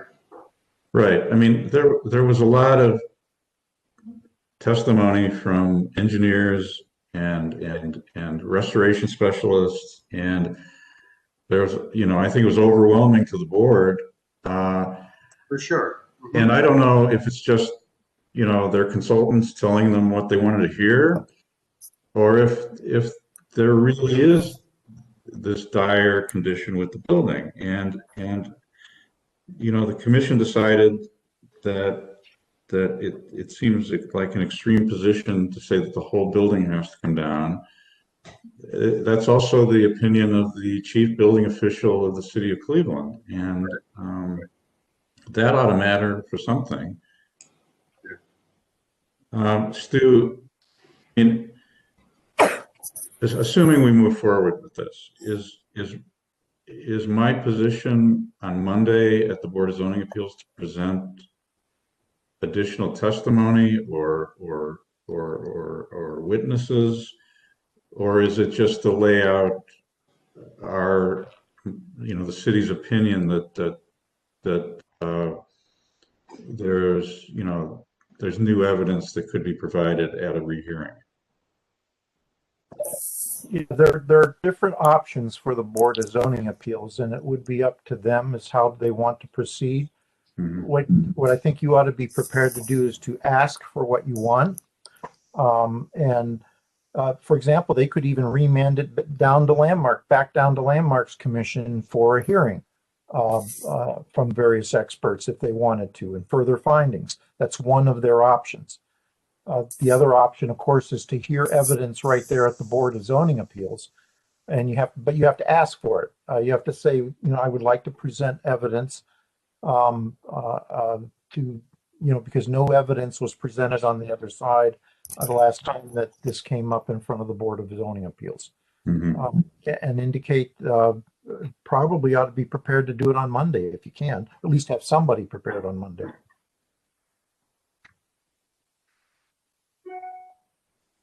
Hey, Don, this is Bob Strickland again. I'm going to weigh in with another comment. You know, we saw a project today, the blanket project, where they're taking 4 significant corners of that multi-story building, taking them down and rebuilding it, along with a stair tower. They're doing that because they see a critical advantage to their project of saving this historic structure. They're going to follow means and methods to stabilize that building, to allow them to tear down those corners and rebuild them, which is exactly what this owner ought to do involving this project. And it's in the reports. You can't do it while it's occupied, but you could put post shores in there, which is exactly what the Blanket Mills project is going to do. You can use that as a specific example with the slides that we reviewed today that shows in red those 4 corners that are being dismantled and rebuilt, which is exactly the strategy that should be followed with this owner. Right. I agree with you. The one caveat I would add, though, is that, the other part of that project we saw today was the piano building. And that building collapsed into the street. And I think, I think the owner's opinion on Lorraine Avenue is that that's what's going to happen to this building. But I agree. We see cases all the time of, buildings that are extraordinarily challenged, and we still see them restored and repurposed, and we see it all the time. But I agree that today is a great example. I've been in the Northern Ohio Blanket Mills. That was kind of a scary building the first time I walked through it. And it's kind of a miracle that someone, stuck with it and found a real viable solution for it. And that's what we're in the business of. Yeah, that's exactly right. And don't you think that it's critically important that building and housing be at the hearing? And do you think the outcome would have been different if they had heard that testimony in the last hearing? I have to believe so. I mean, I conveyed it to the board, but I think it would mean a lot more coming from the chief building official. There's no condemnation on this building. That, to me, that's the bottom line. There's a violation, and they're not addressing the violation. And I hope I can get Tom Vanover at the hearing on Monday, because I think that'll really help our case.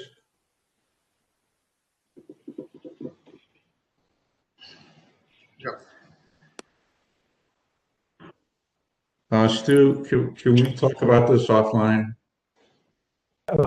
Of course, yeah. Okay. Call me whenever. I don't want to take too much more of the commission's time, but I appreciate all the input. I think it'll help.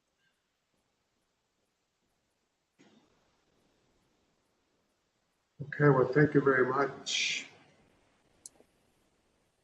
All right, well, thank you, everyone. Don, let us know how it goes on Monday, depending on what you decide. And, it'll be interesting to see how this sets a precedent or doesn't for other organizations. So I think it's important, but it's just like the director said, how much bandwidth do we have to put towards this? So move this forward. So with that, this will adjourn our meeting. So have a great afternoon, everyone, and we'll see you in 2 weeks. Thank you. Thank you all. Bye. Bye now. Take care. Bye.